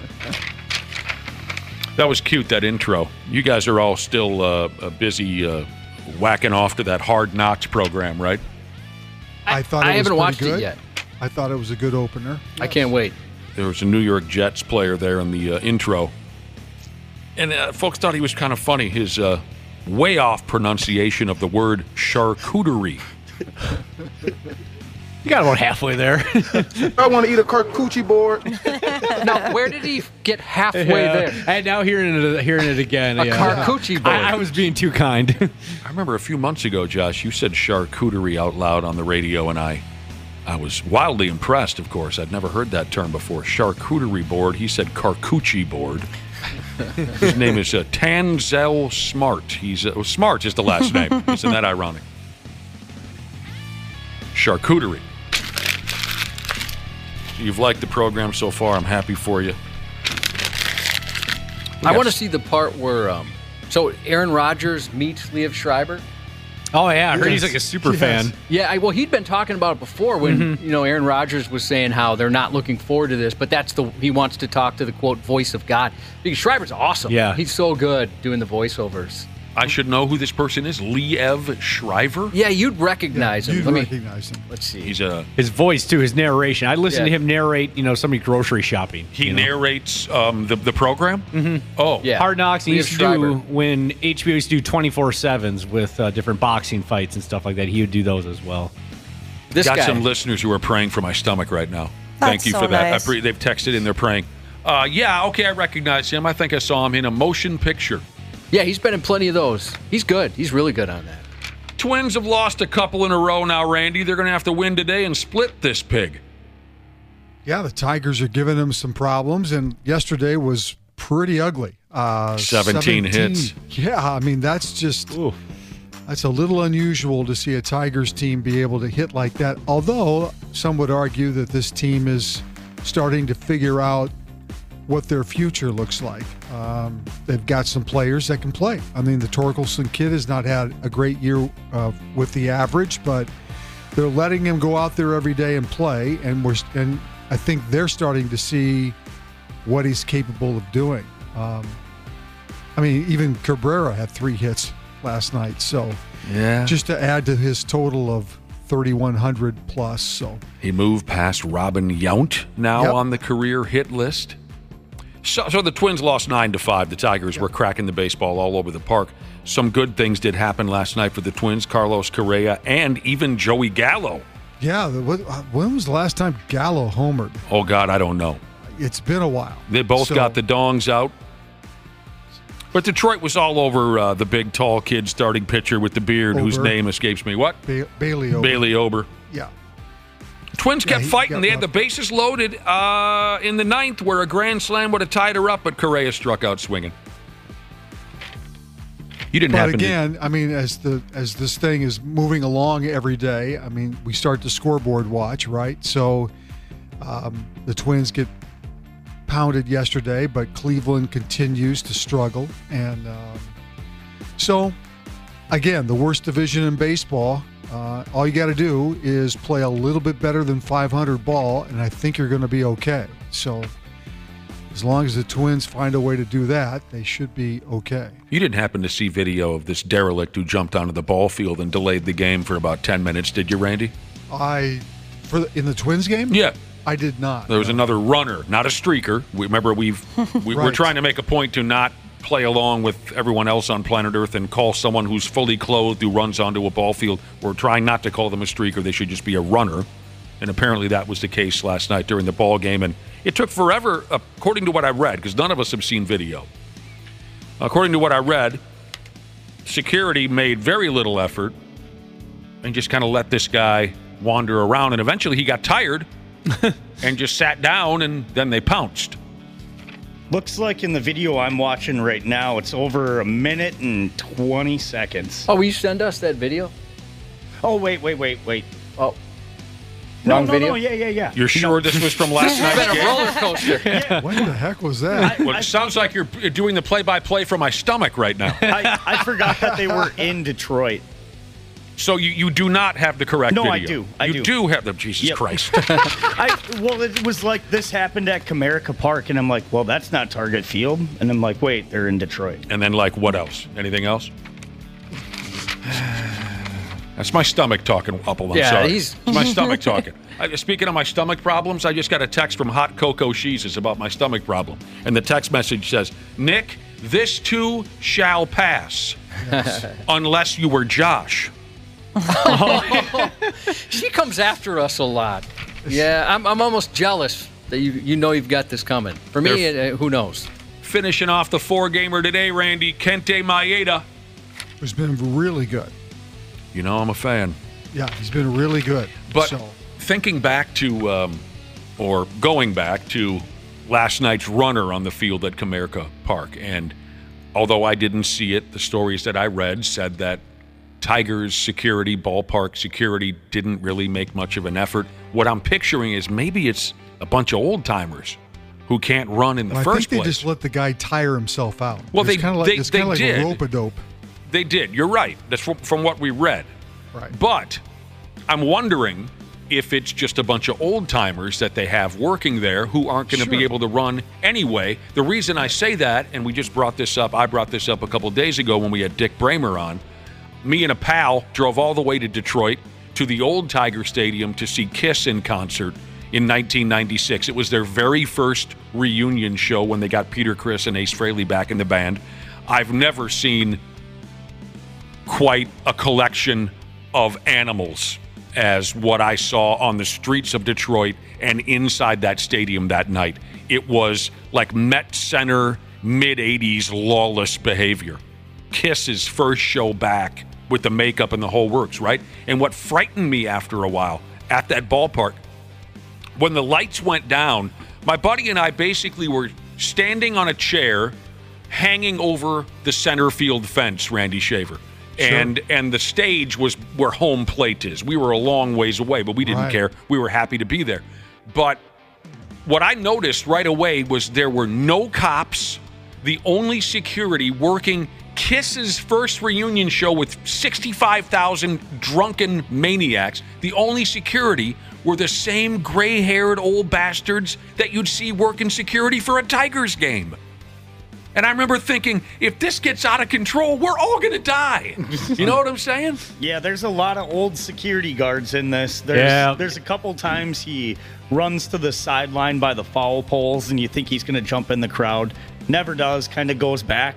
And then he hits the Fortnite dance where he does the loser dance. The loser dance. I just watched him do that. He's not a very good runner, but he can break some ankles. Yeah, he's got a good east-west. Is it a young kid? Yeah. It's kind of tough to tell. He looks like he's wearing a yellow jersey that's number 69. Yeah, he's got some good juke moves. Really? But then he just kind of gives up. He's wearing. Are you joking about the jersey? Because now I'm aggravated. Yeah, no, I'm serious. I'll tell you what. I've been watching the video for a minute and 15 seconds. It got annoying at about 25 seconds. Yeah, it really did. Like he should have just gave the bid up.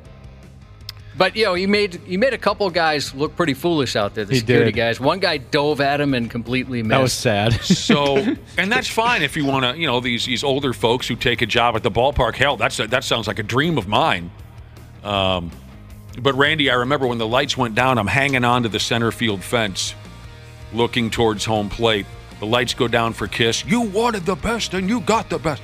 And people behind me, it's totally dark. You can't see anything. People behind me were using my skull and my shoulders to catapult themselves over the center field fence to charge the stage. Jeez. And that's where I thought, if this gets buck wild, none of us are going to make it out of this joint alive. Right. I've done that move. Because Grandpa Ingalls over there isn't going to break up, something like that. Yep. I've done that move at concerts where once the lights go out, you jump the barrier to get into the pit, or jump down from the seats to get onto the floor level. Word. Well, there was a little bit of history, I guess, last night with a Philadelphia Phillies pitcher by the name of Michael Lorenzen throwing a no-hitter against the Nationals. Yeah. Fantastic. This is a guy that was traded to Philly from Detroit. He's no young guy. He's like 31. Only his second start with the Phillies, and throws a gem. It wasn't clean. He struck out 5. He walked 4. But for the most part, I mean, he shut down a Nationals team. I was reading this morning where they held the record for not being no-hit. They were the team that had, it's been the longest time for them to be no-hit as a team. So, pretty impressive. It looks like he threw 124 pitches, so there was some discussion whether he could finish it or not. Mm-hmm. And it's the most pitches thrown by a starter this year. Michael Lorenzen making his second start in a Phil's uniform. First start here at home. And a called strike 3. First strikeout. Michael Lorenzen's mom is enjoying his Citizens Bank Park debut, and why not? Michael's dad passed away several years ago. He's always on his mind. There's no doubt about it. One more pitch, he's saying. One more pitch. One more pitch. Swung on, popped up, shallow center field. Rojas sprinting it. He's under it. Makes the catch, and Michael Lorenzen has thrown the 14th no-hitter in Philadelphia Phillies history. He is being mobbed by his teammates as the Phillies shut out the Nationals 7-0. There you go. How about that? His first start in front of the home crowd. Yeah. That's awesome. That's pretty That'll cool. win him over. That feels good. And as the announcer mentioned, Lorenzen's, it says here, his mother, his wife, his girlfriend, and his daughter were in the stands. His girlfriend. And then there was another moment from that game last night. A young fella up from the minors by the name of Weston Wilson donged in his first big league at bat. And a high fly ball to deep left field. How about this story? A solo home run, and it was a monumental one for his first major league hit. Wes Wilson just picked up right where he left off in the minor leagues. Look at his father. That's emotional. That's chilling, man. That is emotional. His whole family up in the stands, his dad, mom, wife, girlfriend. What a night. This Weston Wilson dude made his daddy, and I'm guessing Cubby, tear up? Oh, yeah. It was funny, you watch the video, the dad is going, all right, I'm not gonna cry. I'm not gonna cry. And then it just got him. That's up on 93x.com. Appreciate that. Yeah, his old man was all emotional up there in the bleachers.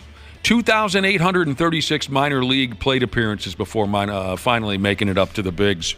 And he went yard. Well, this Phillies team is playing some good baseball. They're the number 1 team in the National League in the wild card race. So Lorenzen came over there to kind of stabilize that starting rotation, and after last night, I think they have to be pretty excited about the trade. So, well, here's a text message on last night's Phillies game with the pitcher throwing the no-hitter, the 28-year-old rookie coming up the minors and hitting a dong. Pickle Rick texted in. Normally, I avoid his text messages. Smart. But he says, Jesus Christ, the Phillies had me crying last night like those bitches in Maple Lake. That's Pickle Rick talking. Before you come after me. This Kevin Brown situation with the Baltimore Orioles, we've covered. Back tomorrow, right? We've covered it. Yes, he's coming back tomorrow. Al Michaels had an interesting comment on the whole thing. When I heard and read about it, I thought it was A, either a joke, or B, there had to be something much more insidious behind the suspension. And now that I realize that it had almost everything to do with apparently what was said about Tampa Bay and playing the Rays and having a lot of success recently when they had none in the last 3 years, I agree there should be a suspension here. They should suspend the doofus that suspended Kevin Brown. That's good. That is good. Yeah. They should suspend the doofus. I think a lot of people agree with that. Al Michaels, the legendary broadcaster. Is he back this year for the Thursday prime games? Don't know. He sure seemed to love it last year. No, he didn't. That guy was having the time of his life. No, he wasn't. I don't know and I don't care. No. No, he was not. No, he wasn't. He is, and he says he was thrilled with the schedule that they put out for Thursday night games this year. I guess there's some more desirable slate of games than there were last year when he was just looked like he was being held hostage. Oh, for Pete's sake, do your job. Yeah. You know what I mean? Al Michaels, he doesn't look like he's enjoying himself. Well, that's his problem. Do your friggin' job. Anybody with me? Well, I agree. We're tuning in. Yeah. I don't like the matchup. This isn't very good football. Well, they're paying you a hell of a lot of money. Perform. Right. I know. That's true, yeah. I feel bad for him. Sorry I blew up. Speaking of Al Michaels. Well, first, before we go there, I'm going to have to combine a couple of stories here. Got a text from OG's Jesus. To start the show, I made it very clear that my stomach is quite unsteady at the moment, okay? Quite unsteady. And also, I told the story of the old-timer security trying to keep 65,000 KISS fans under control in Detroit in 1996. OG's Jesus texted in and said that my poop is the KISS fans and my sphincter is the old guy security guard trying to keep it under control. That is a brilliant comparison. It is. Did you hear that, Randy? I think the old guys are going to lose in that scenario. I can almost promise you that. It's just a matter of when. No, you're going to be okay. You think I'm going to make it, Cubby? You've perfected this, I think. Look at me. I'm sweating. You know, it's like when you play Tetris. You get it up to a point where nobody should be able to come back. You like to make it so difficult on yourself, and then you come back a champion. That's what's going to happen here. That's a great motivational speech you just gave me. You're going to be fine. That was a great... I've seen you power through worse. I appreciate the faith. Although I got to say, it would be pretty funny if you pooped your pants on the radio. It'd be a good bit. I mean, and I'm saying this as someone that shares the studio with you. Right. Before we move on, did you guys hear the radio broadcast of the Kevin Brown chant the other day? Yes, we played it, right? Yeah, we played the TV version. Oh. So people were pointing out that on the radio broadcast, they turned down the chant to try and bury the chant. Of course they did. First pitch, and it's a strike to Jorge Mateo, 0-1. Free Kevin Brown. Right, free Kevin Brown. 0-1 for Jorge Mateo as Framber Valdez sets up. James McCann is at first base. You know, and then you hear him turn it down. Isn't that something? What a shame, like we've covered already. The Orioles are having this great season, and now everybody's looking at their organization as the shadiest bunch of douchebags around, right. You know? I agree. Sucks. I want to eat a charcuterie board. Charcuterie. Do you think you could clear out an entire charcuterie board, Josh, if you were hungry enough? Yeah, I probably could. Maybe there's some salami, cheese. What? I don't know much about charcuterie boards. Maybe there's some cheeses, some nuts. What about some sweet pickles on there? Yeah. Maybe? Yeah, ooh, that'd be nice. some cream cheese All the spread. things, Nick, you don't need right now. Boy. Oh, yeah. Well, you drop a saltine cracker into my gut right now and all hell's going to break loose. Doesn't have to be anything extravagant. All right, so speaking of Al Michaels, somebody or another, USA Today, I believe, put together a list of the greatest sports broadcasting calls of all time. I don't know why and what's significant about this time of year that they'd put together a list of the greatest sports broadcasting calls of all time, but it's fun to talk about.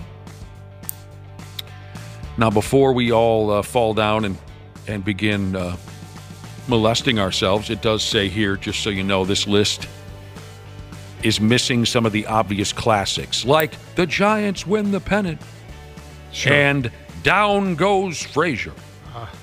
Well, we got down goes Anderson, so. We did. But it says here it includes a few more recent picks that show the emotion and the bliss that comes with being a sports fan. The underdog narrative, they say, always fuels a better call. And last-second game-defining plays are a highlight reel guarantee, just a setup as to where they were going with this. So in no particular order, the 5 greatest sports broadcasting calls of all time. Of course, Al Michaels, yes. Do You Believe in Miracles? Check by Ramsey. McClanahan is there. The puck is still loose. 11 seconds. You've got 10 seconds. The countdown going on right now. Morrow up to Silk. 5 seconds left in the game. Do you believe in miracles? Yes! Unbelievable. Can anyone even tell me who the other announcer was that said, unbelievable? You can't, can you? State of hockey, my ass. Sorry. Randy? I don't know. Ken Dryden? Ken Dryden. Of course, from the 1980 Winter Olympics. They beat the Soviets. Right. I still say, and Josh knows this, I've been going down this route for decades. I still say, this impossible dream comes true is the better call. But obviously, I understand the significance of the win over the Soviets. It was a miracle, and I felt very lucky to say that I was there. You were there. Well, he feels lucky to say it. Oh, man, I'm who Jim Craig was looking for after the game. Most folks, there's story after story about how he was looking for his father. That's incorrect. He was looking for me. Dave Niehaus calling Edgar Martinez hit that sent the Mariners to the 1995 American League Championship Series. They could win it with junior speed to stretch. And the 0-1 pitch on the way to Edgar Martinez. Swung on the line down the left field line for a base hit. Here comes Joy. Here is Junior to third base. They're going to wave him in. The throw to the plate will be late. The Mariners are going to play for the American League Championship. I don't believe it. It just continues. My, oh my. Edgar Martinez with a double.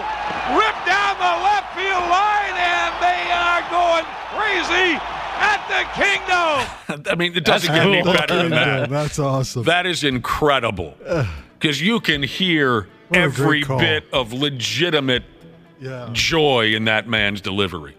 I mean, they were playing the Yankees. They were down 2-0 in the series, came back and won it in Game 5. What was it, the 11th inning? Isn't that the guy that has all those phrases like, I'll be cow-kicked? And I don't know. I don't know. It could be Randy Shaver. Or is that the hockey guy? Maybe it's a hockey guy. Well, I'm thinking of the guy that did Padres games forever. I can't think of his name. May be it. Yeah. He had all kinds of lingo. And then if you're talking hockey, what was it? Red Deer Randy Moeller. Randy Moeller. He's so good. He would dump all the song quotes and the movie quote. All right. And it was cool that he'd let fans, get a hold of him and say what they'd like him to throw in there. And he would honor those requests. Yeah. Rolling through USA Today's top 5 sports broadcasting calls of all time. We got a local guy here, Paul Allen, calling the Stephon Diggs touchdown pass from Cliff Keebler. He called it the Minneapolis Miracle. I still call it the Hennepin County Fluke. Case on a deep drop, steps up in the pocket. He'll fire to the right side, caught by Diggs. Stay up! Oh, my God! Oh, my God! 30! No way! Touchdown! Are you kidding me? It's a Minneapolis Miracle!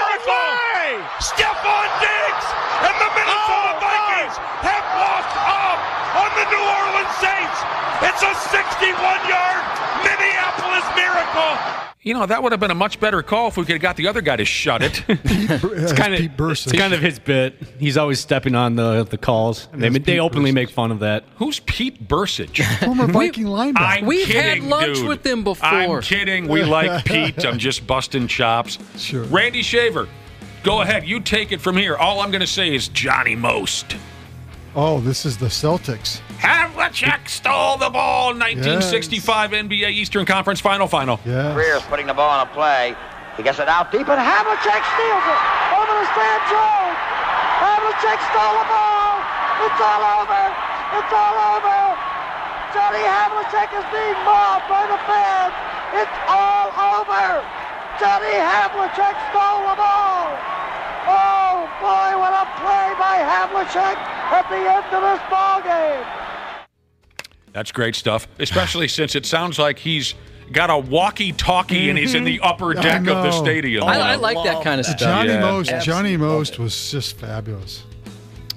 Johnny Most calling the Celtics and the Sixers is how you say it, back in 1965. John Havlicek. And the final, this one still makes me sick to my stomach. A guy by the name of Sam Rosen calling the New York Rangers winning the 94 Stanley Cup. 1.6 seconds.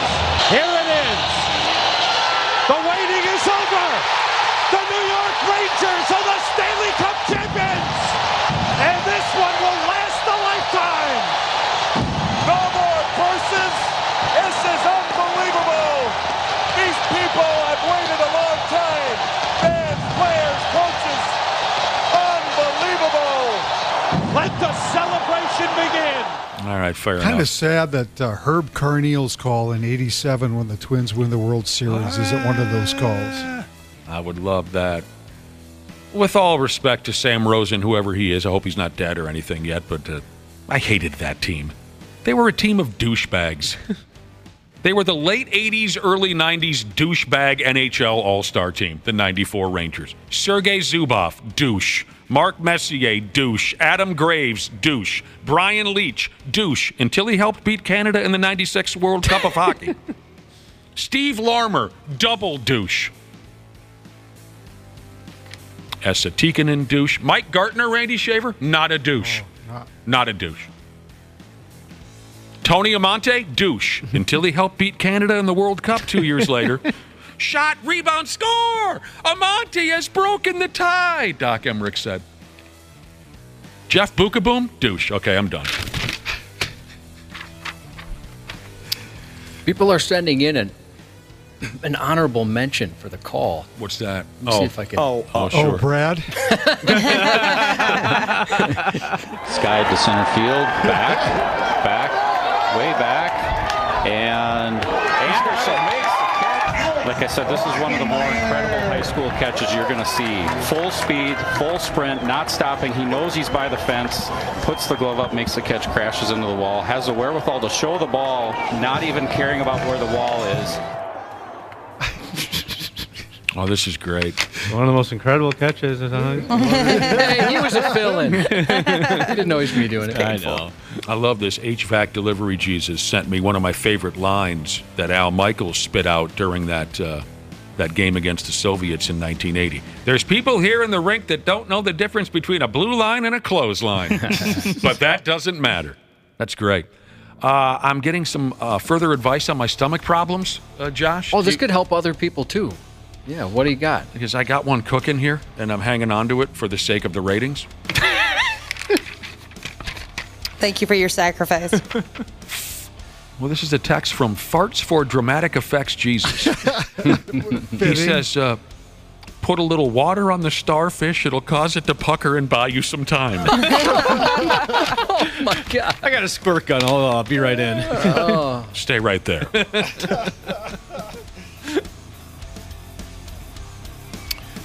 Lots of rankings today, Randy Shaver. Hopefully you don't mind. We know That's that fine. Lots of rankings. We know that the NFL players wet themselves over how they're ranked in video games. I wonder if NBA players are the same way. Oh, I'm sure they are. 2K Sports revealed the first group of rankings for NBA players for their new video game. Yes. Nikola Jokic of the current champion Denver Nugget leads the way with a 98 ranking, whatever they call it. I would have given him a 99. Oh. Jokic is followed by 5 players at the 96 overall mark. Let me give you the top player rankings. Jokic, 98.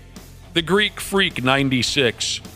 Also 96s, LeBron, Joel Embiid, the Durantula, stupid Stephen Curry.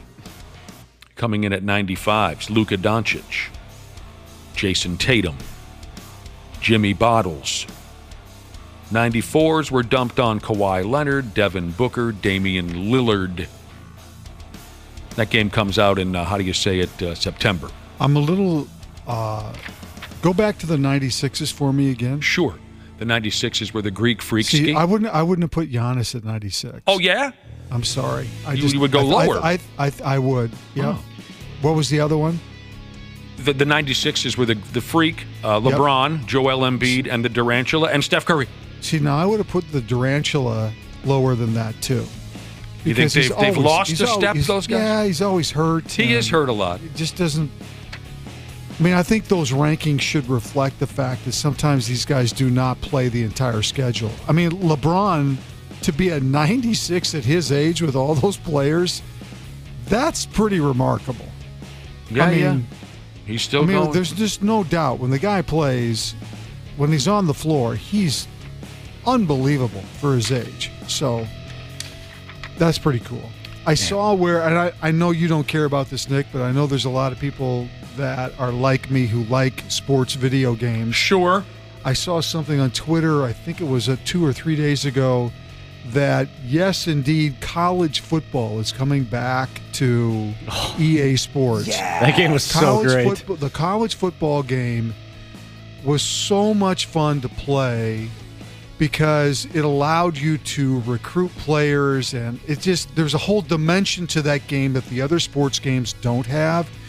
And I saw on Twitter that EA Sports is announcing that it will be back next summer for the first time in, I want to say, 7 years, maybe? Yeah, it's been a long time. And of course, it went away because of the fact that players were suing the company because they weren't getting their likeness is showing up in these games, and they were getting no money. It was kind of the start of the NIL, really, in a lot of ways. And I know we've talked about this before, but for me, I love that game. It's next to the baseball game. It's the most fun game for me. So I'm excited about that. They had a really cool mode in that game where you could play as the mascots. Yeah, that's hilarious. Yeah, you could have the golden gophers against the Badgers. Dude. Yeah, love that. Even like the training camp portion of it, like the practices were fun in that game. College football video game. I can live with that. I mean, it's one of those games where actually playing the game is probably secondary to the buildup of putting your team together. Yep. That's what makes that game so different. So it last came out in 2014, NCAA football 2014. It's been 10 years. And the copies of that game right now go on eBay for about $200. Well, I think I have a copy downstairs. I do, because the Michigan quarterback, I want to say, was on the cover. Mm-hmm. Another ranking here for you. Ranking the NFL coaches heading into the 2023 season from a website called Yardbarker. They ranked them from 1 to 32. The top 5, Andy Reid. Yeah, he deserves Bill it. Belichick, Sean McVay, Pete Carroll, Mike Tomlin. Number 24, Kevin O'Connor, the head coach of the Minnesota Vikings. They say he had a nice season last year. The team's fight in close games and comeback situations speaks well for O'Connor, who was on the right path early. I know some O'Connors. I wonder if he's related to them. Well, you know it's not O'Connor, right? Do you guys know any O'Connors? I do. Yeah, I know. But I know that there isn't one coaching the Minnesota Vikings. Kevin O'Connell. You still got a crush on him, Ashley? Do I? What? She does. Of course. What did she say? Like, do I? Oh, do I? thought you had just burped or something. Oh, no, I couldn't sorry. make that up. Gosh, he's gorgeous. All right, more effing rankings. I remember when the only rankings I ever kept up with was ratemynudebody.com. I was all over that website. I was rating everybody up and down. 5, 5, 5, 5, 5, 5, 5, 5, 5. I gave everyone a 5. ratemynudebody.com, Just Randy. a 5? Yeah. Oh, was it out of 5? Pardon me? Was it out of 5? No. It was out of 10. I just wanted to move on as quickly as possible. Oh, okay. I want to see all of them. Bleacher Report put this ranking together. A member of my beloved Timberwolves made this year's list, the NBA's most underrated players of the last 5 years. Some players don't get their due from the fans or the media. Being paid less than they should based on their, I don't even know why, I don't know what I'm talking about. So these are underrated players. Number 5, Larry Nance Jr. I forgot where he plays now. Yeah, he's New bounced around Orleans? a lot. Is it New Orleans? Yeah, I think so. 4, Kyle Anderson. Yeah. Absolutely. Love watching slow-mo play. He's wildly underrated. Yeah. 3, Jalen Brunson of the New York Knickerbockers. Well, he's not underrated anymore. He got paid. Yeah? 2, Big Steven Adams, Oklahoma City Thunder. No, Memphis. Yeah, when he's healthy, though. I mean, he's struggled with injuries the last couple of years. Number 1, most underrated. I don't really think of this guy as underrated because I hear people talk about how great he is all the time. Trae Young. Oh, little gosh. point guard for the Hawks. Well, I suppose when you compare him to other players and just in that point guard conversation, maybe he is, but yeah, he's a great player. There you go. A lot of folks. Yes, Randy. I saw. I don't know. Were you a Boss Skaggs fan growing up, Nick? No, I was not. Okay. He's coming to town? I saw him last night. Oh, he came to town. How was he? He was at the State Theater. He was awesome. You were out at a show last night. Dude, he's 79 years old. Yeah. Wow. And he sounded like it was 1976. I'm serious. He was so good. The whole Are you band, sure it wasn't, No.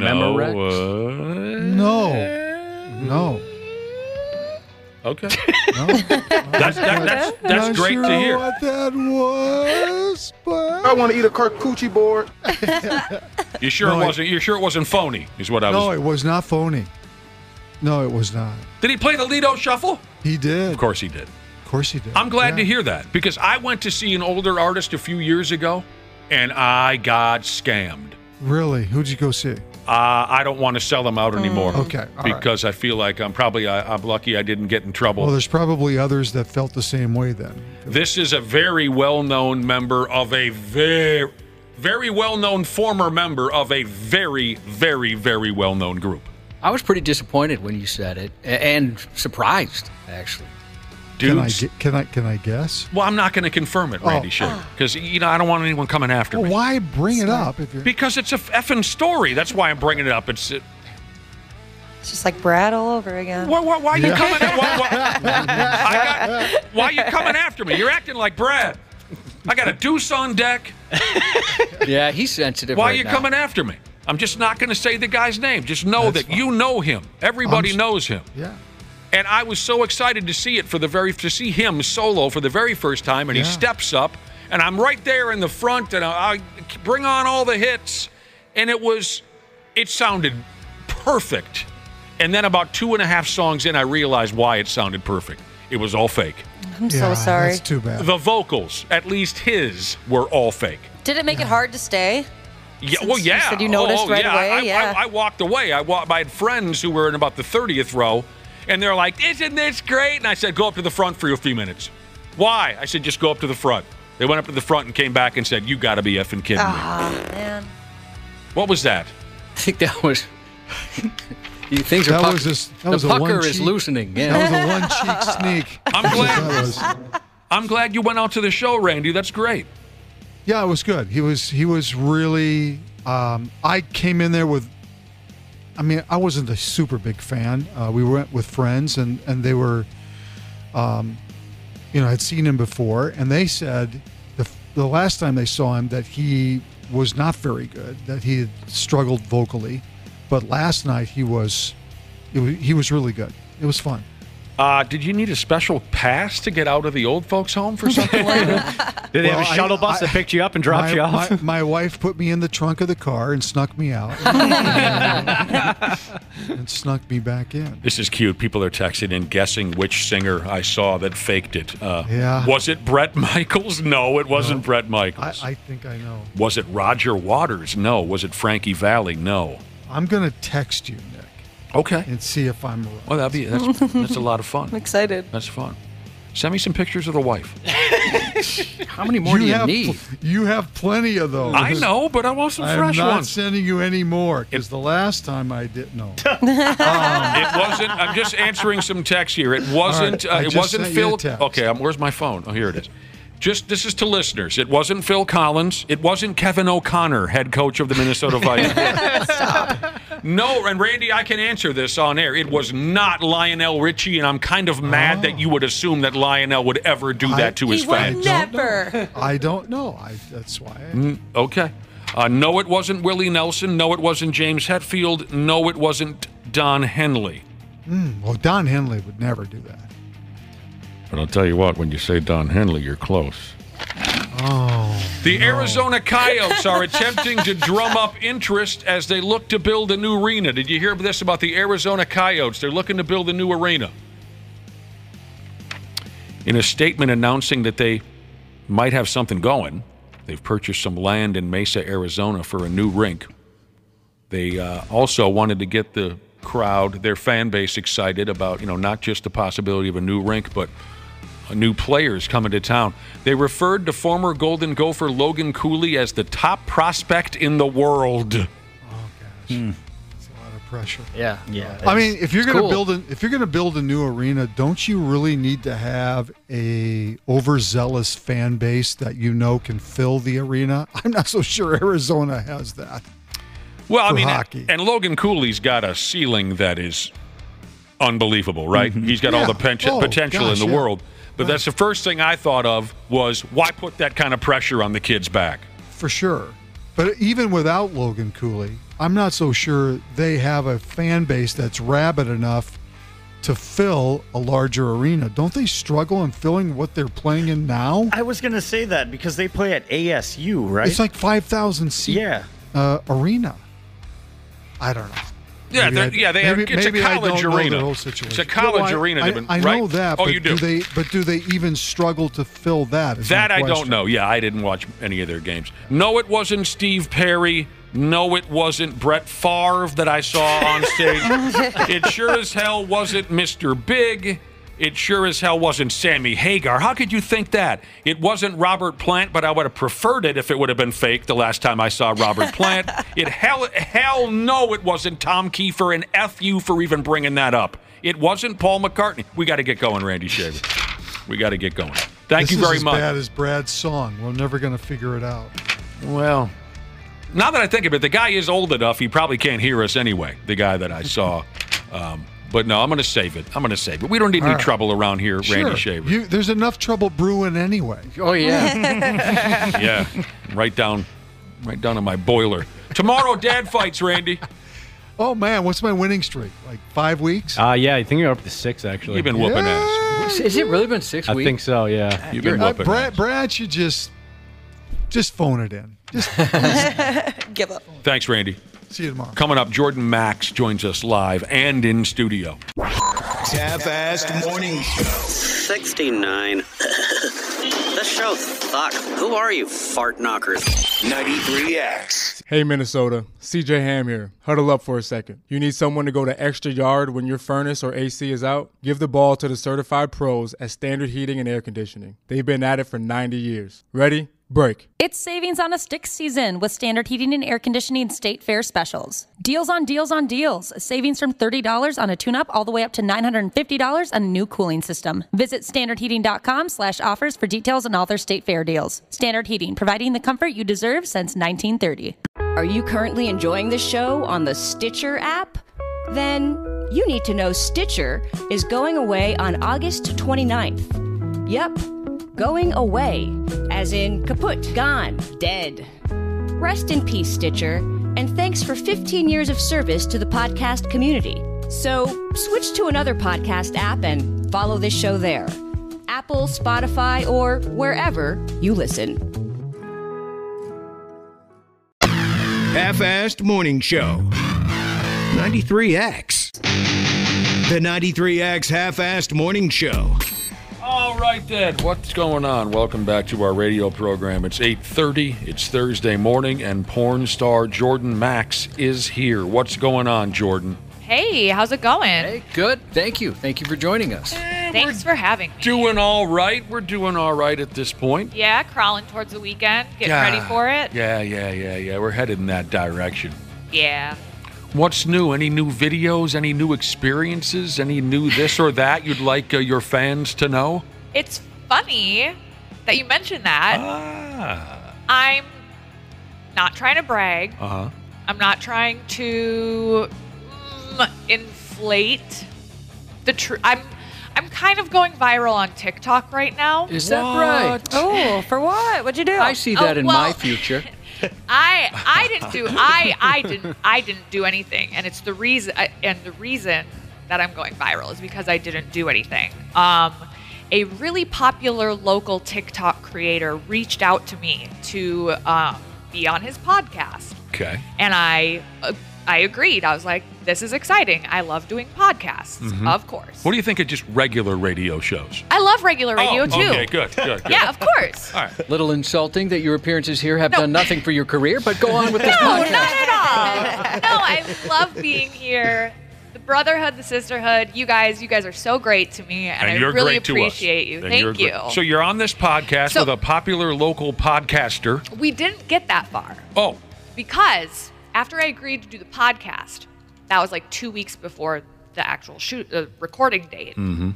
He proposes an idea that since I'm helping him with his YouTube channel, he could help me out with my OnlyFans page. By doing what? And we could make a video together. Like the type of video you've become known for? Yes. Okay. Yeah, and I turned him down. Oh, no. I was like, when do you want to do this video? He said, today, after the podcast. I said, well, you don't have a 2-week, fresh test. You got to get tested. You don't have an OnlyFans creator account. Like, you don't have any of the, I was like, we could, I'm like, we could postpone it, do it later. But anyways, so I said, no, we can't do it today. You're not tested. You don't have an OnlyFans creator account. Those are like two main things. Especially the test, I would imagine. Yeah. Yeah, exactly. Right. We're all trying to stay safe here. And he goes, okay, I get it. And I was like, thanks for offering, though. And then 20 minutes later, it's like an hour before I have to be at his podcast studio, he messages me and he goes, hey, I'm going to do the podcast with someone else. Oh. Thanks, though. Okay. That's kind of cold-blooded. Yeah. And I asked him why. I was like, can I ask why you changed your mind? And he said, because he just wanted to film and see where it goes. Like, the podcast was never a thought in his mind. He was being manipulative. He was being coercive, and he's a pretty big TikTok creator. So, you're kind of at odds with this individual right now. That's too bad if that's how it went down. But he's kind of getting his butt handed to him on TikTok right now. So this I can't be too upset. And more women have come forward saying he's been predatory to them, and it's a whole mess right now. Oh, he sounds like a really great guy. Yeah. Just all around, well-rounded individual. Yeah. Mm-hmm. What if I had sex with him on video? That'd be great. We could see what it does for our careers. Absolutely. So you're in the middle of this kind of rivalry at this point, and everyone on TikTok is talking about it. That's a hell of a deal. Correct. Yeah. Everyone's kind of picking a side, and it's more exciting than my, social media has been in the last few months. So damn. That's a crappy situation. Keeping me busy. Yeah, it's really unfortunate. God darn it. And I said, I see myself on TikTok in the future. I was hoping it would be for a good reason, but I didn't realize that could happen. Right. Well, I would hate to be in that situation. Yeah, it's really awful. Are we allowed to do something like that? Hey, Chipotle corporate. I'd like to film a sex video with you. And we'll give you a segment on the show. What do you think of something like that? Well, damn. It sounds very dramatic and stressful, and I'm sorry that you're going through such a thing. It is. Thank you. I appreciate that. But, I'm here now. Leave my baggage at the door now that I got it all out. Okay. Thanks for letting me vent, you guys. Okay. That's why we're here. Being someone who's, so active on social media, this probably isn't the first little conflict you've experienced. No, but it is the biggest It's one. the biggest? Yeah, definitely. I mean, I've had people... I'm sorry to hear that. No, it's okay. I've had people, try roundabout ways. I'm a photographer. Stuff like that. The typical. But I've never had someone just be so outwardly blatant that they were trying to bait and switch me. Yeah. So. That's got me aggravated. Yeah. Speaking of photographers, back in the day, Josh, when we used to have the ex-girl calendars and stuff like that, sometimes I felt a little uncomfortable around the photographers. Oh, yeah.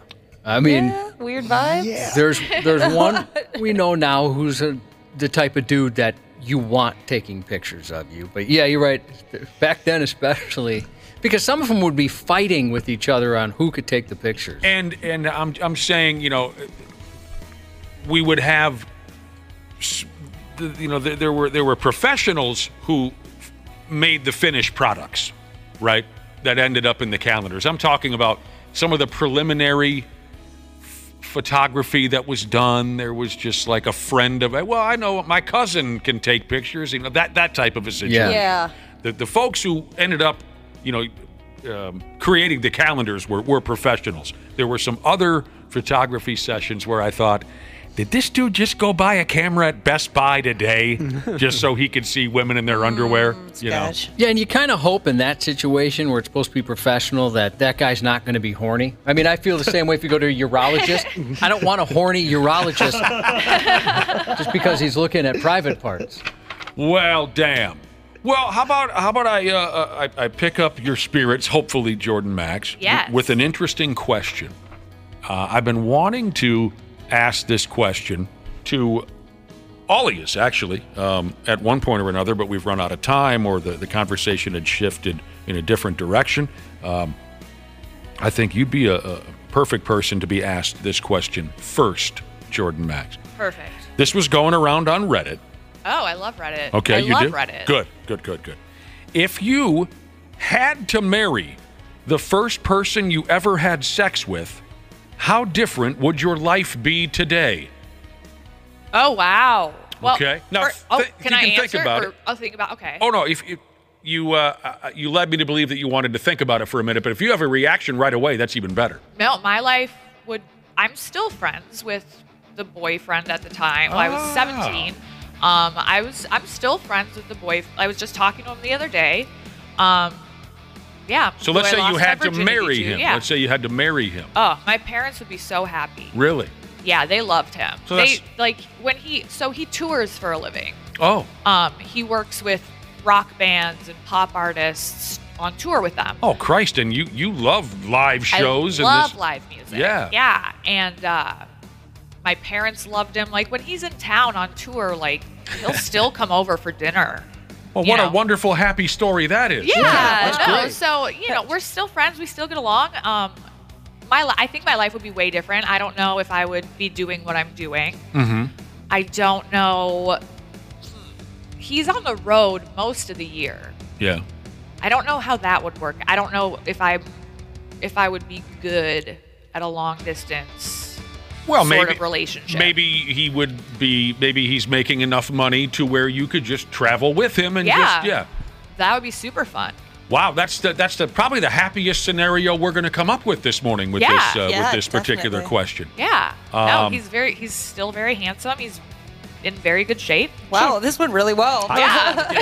If you would have married him, you'd likely be very happy. Exactly. Okay. See, when we, Josh and I talked about this off air a couple of days ago about bringing this subject up, and he and I are kind of SOL. Oh, no. Well, what I mean by that is I have no idea what my life would be like if I had married or had to marry the first person I ever had sex with, because as soon as it was over, we never acknowledged each other's existence ever again. It was the same. Wow. And we had only known each other for a couple of months. Oh, Jesus. And this was in high school. I'd known her for 20 minutes. Yeah, go ahead. Yeah, Sorry. so I was 18, you know? Yeah. And, Of course. I knew her for a couple of months, and after that, I think we lasted, our relationship lasted a week, maybe, and we saw each other maybe one other time during that week. So you haven't seen her in decades. Yeah, so I don't know what it would be like there, but I can tell you, obviously, you know, I wouldn't have my stepkids or my son. That'd be miserable. But imagining my life with her, what I did know about this woman is I wouldn't think we'd have a good relationship. Like you, I don't like long-distance stuff. With her modeling, touring schedule, and photo shoots. Oh. You know, things like that. All, you know, the movie red carpet stuff. I'm not a guy that wants to have that style of attention. True. You guys understand. I understand, Josh. Yeah. You would be Mr. Tia Carrera. That's right. That's right. Interesting. Okay, so you don't really know. Are the two of you even Facebook friends or anything like that, Josh? You know, strangely enough, so I hadn't talked to her in 30 years. And just maybe last year, she reached out to me on LinkedIn. Oh, really? Yeah. Yeah, okay. Well, that's... And my end of things, like I said, we had known each other for 20 minutes.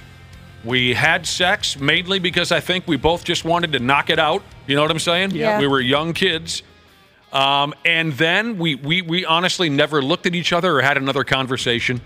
And I have no idea what happened with her after high school or anything. I think it was very high school how it all played out. I don't think she thought her friends would accept me, and my friends probably, I thought, wouldn't accept her. You know how that played out in high school, cliques and whatnot. Mm-hmm. So we never even looked at each other again. So I have no idea. I'd be miserable. You'd be miserable. Oh, yeah. Yeah? Hands down. Yeah, I was the person that I was in a 6-year, like, very toxic relationship with. Nope, that would be awful. Yeah, I might be doing pretty decent money-wise. I think he's, like, a nurse now. Oh! So, I mean, that'd have its ups. But no, we were... He treats me like garbage, but he can afford taking us out to dinner. With how sick I am, that could be beneficial. Oh, that's you know, true. you got to think about it like that. You are always sick. Yeah. Maybe he's got some. He's got ins some at the drugs hospital. No, I'd be absolutely miserable. I love that. We're so incompatible. It's got some ups to it. Yeah. Who else has an angle on this? Wapple, if you had to marry the first woman you ever had intercourse with, how would your life be today? We know her. Yeah. Oh, wait, I've heard the stories. I think I'd Someone probably would be have dead. a kid by now. You'd have a child? I would think Wow. so. Why? Someone Because would be dead, Wapple. Because the two of you would have sex so much? Why would you have a child? She was really religious, and she really, really, really wanted a kid. Oh, yeah? Yeah. She would have talked you into it, huh? Yep. I don't think the talk really would have been too long. I would have been like, sure. Didn't she lie about having a kid? Yeah. That was the thing, too. Oh, I didn't hear that story. Oh, I'm so excited for the show to be done now. I want to hear the story. There was some drama around that. So you don't think you'd be a very happy little Muppet? No, I think I'm like probably a kid, maybe divorced, you know, going through that route. You know, Jordan, we do have to share with you great. Wapple when he first started dating this girl. And, Yeah. And how old were you? Okay. 24 when you lost your virginity? Yeah. 24. Yeah. That's okay. So he didn't have an opportunity for guy talk, really. You could Guy talk. listen to guy talk, but he didn't really know how to contribute because he had no experience. He'd heard it, and so we had asked him on the radio. By the way, how's it going with the new girlfriend? And the first thing he said was, I can tell you she doesn't have a gag reflex. See, but I still to this day can't figure out if that's more of like a her flex or a flex on you, or if like you were bragging. Well, it's a little of both. Yeah. But Josh is right. You were not prepared because of a lack of prior experience. You were not prepared to really understand how to communicate. And when to throw that. We were genuinely interested. Like, are you guys clicking? How's it going? And that's the first thing you told us. I mean, like, Jordan, you know that, once you start having sex, there's certain conversations that you can suddenly have that you couldn't prior. But the gag reflex line is probably something you say to your closest buddies in a bar, not live on the radio. I agree. Yeah. You didn't really know the rules yet. Yeah. Now, yeah, Jordan, if you easily could have been here because he said it in front of everybody on the radio. How would you have responded to that? Would you have taken him aside and said, hey, listen, you got to ease it back a little bit on that kind of talk? First, I would give him a high five. Then I would pull him aside and be like, hey, what if she's listening? She was right next to him. Oh, she was here. Yeah, she was in studio. Oh, I don't remember that. I don't remember that. Oh, she wasn't? Oh, that makes it better in my head. Oh, I thought she was in here with you. We let that gal into the building? Oh, Yeah, I was going to say, I'm fairly certain she was here. No, she wasn't here for that, but we met on air. Oh. Like, she came in studio and then asked me out on a date, and then things went further. I don't recall You that guys either. actually let something like that happen. I have no memory of that whatsoever. There's a reason it hasn't happened since, Ashley. Yeah. But, Wapple, I've seen dudes in your situation before, who had no prior experience, and then suddenly they're sexually active and dating, and they just don't know how to play the game. A guy I used to know, it took him a while to knock it out, too. He was a virgin well into his 20s, like you were. And he all of a sudden has a girlfriend, and they're having sex, and we're all sitting out at the bar together, and we got into the regular ball busting that dudes dump on each other when a guy gets a girlfriend. Oh, do you got to go because Missy says you got to go? Blah, blah, blah, that kind of... And he was just frozen. He had no responses to any of this typical guy ball busting because he'd never been a part of that game before. It was kind of interesting to watch. One other buddy at the table nudged me and said, he has no idea what to do, does he? And I said, no. It comes with experience. Dana, let's hear your end of things before we take a break. If you had to marry the first woman you had sex with, how would your life be? She would have left me a long time ago. Why do you say that? Well, we don't have a lot in common. She's always posting pictures about going on like mission trips to help save the world and. Okay, so you still know this woman? Yeah, we're friends on Facebook. Yeah. Okay. I didn't know her all that well at the time. We dated one summer. We worked together at Camp Snoopy. That's how we met. Ooh. Yeah, exactly. A little steamy workplace romance. Yeah. Little summer fling, maybe. Yeah. So she's always posting cool activities she's doing with her kids. Like, there's no way we would be. You're like, I'm No still way. a kid. Yeah. Exactly. She's scaling the Himalayas, if that's even a word, to help starving children in villages, and you are dressing up as an astronaut to play Halo. Yeah, she has 3 kids. I don't think she has time for a 4th man-child on her hands. You could get along, though. She's already got 3. She probably... What's one more? That's true. Nick, will you ask me the question again? I will. Yeah. I will. Josh. Yes. If you had to marry the first woman that you ever had sex with, how would your life be today? Well, I'd be Dana's stepdad. Oh, God.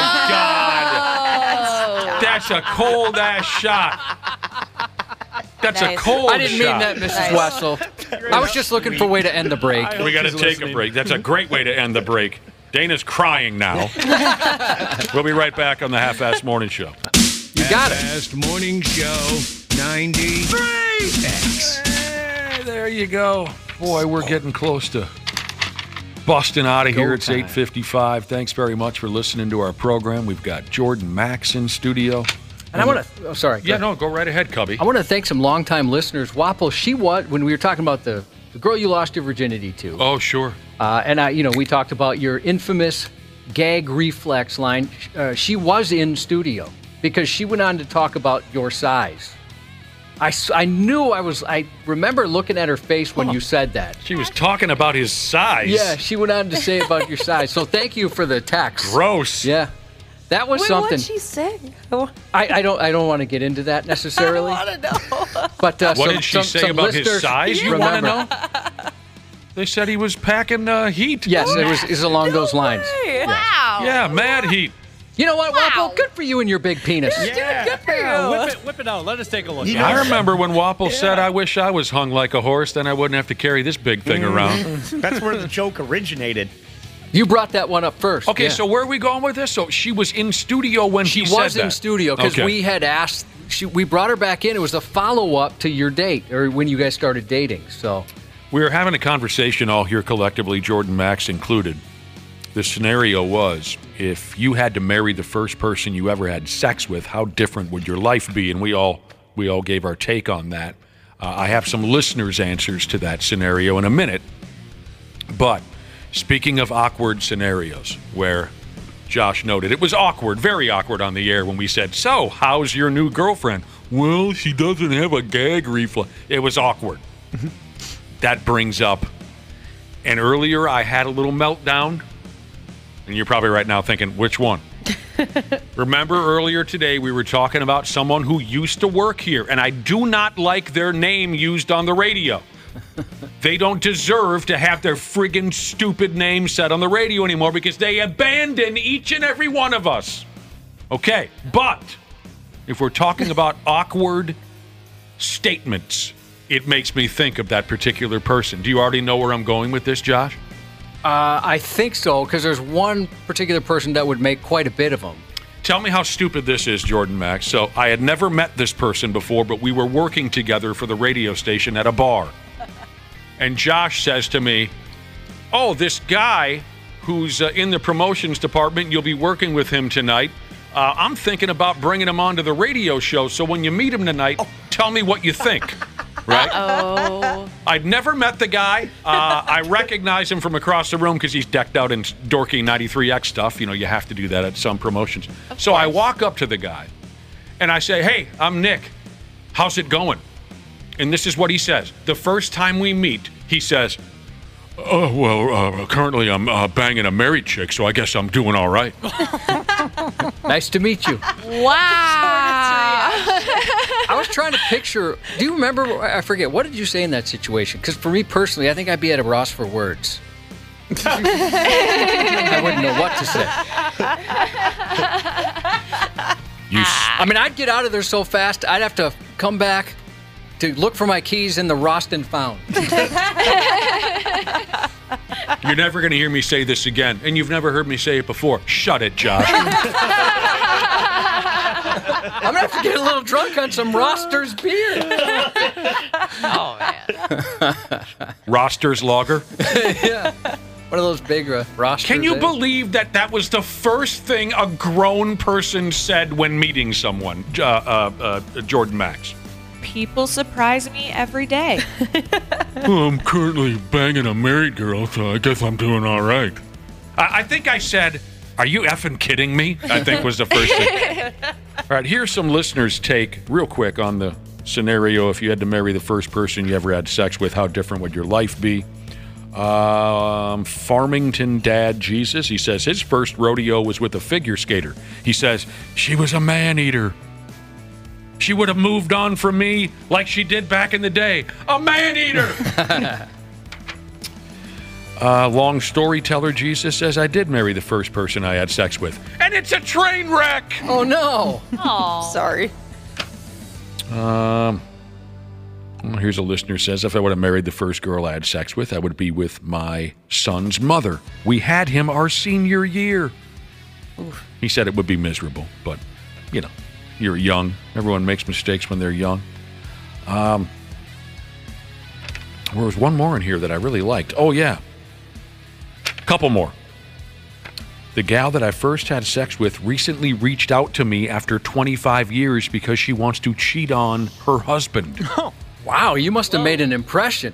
Right? Jordan Maxx, he must have left a hell of an impression. Jeez. 25 years later, she wants another run at it. That's wild. She once pulled a knife on me and later lied about being pregnant and having a miscarriage. So my life would be not so great. Oh, dude. Not so great. You know, you're getting some support via text here, Nick, on this thing. You just don't want this name coming up. Yeah. This particular person says, you know, Nick's right. We shouldn't talk about people who's no longer on our roster. That wasn't me. That was a texter. I don't deserve this. I don't deserve this kind of treatment. This person says about, you know, how their life would be different if they married the first person they had sex with. I don't think I'm allowed to marry my sister. Oh, no. Wow. 715 area code?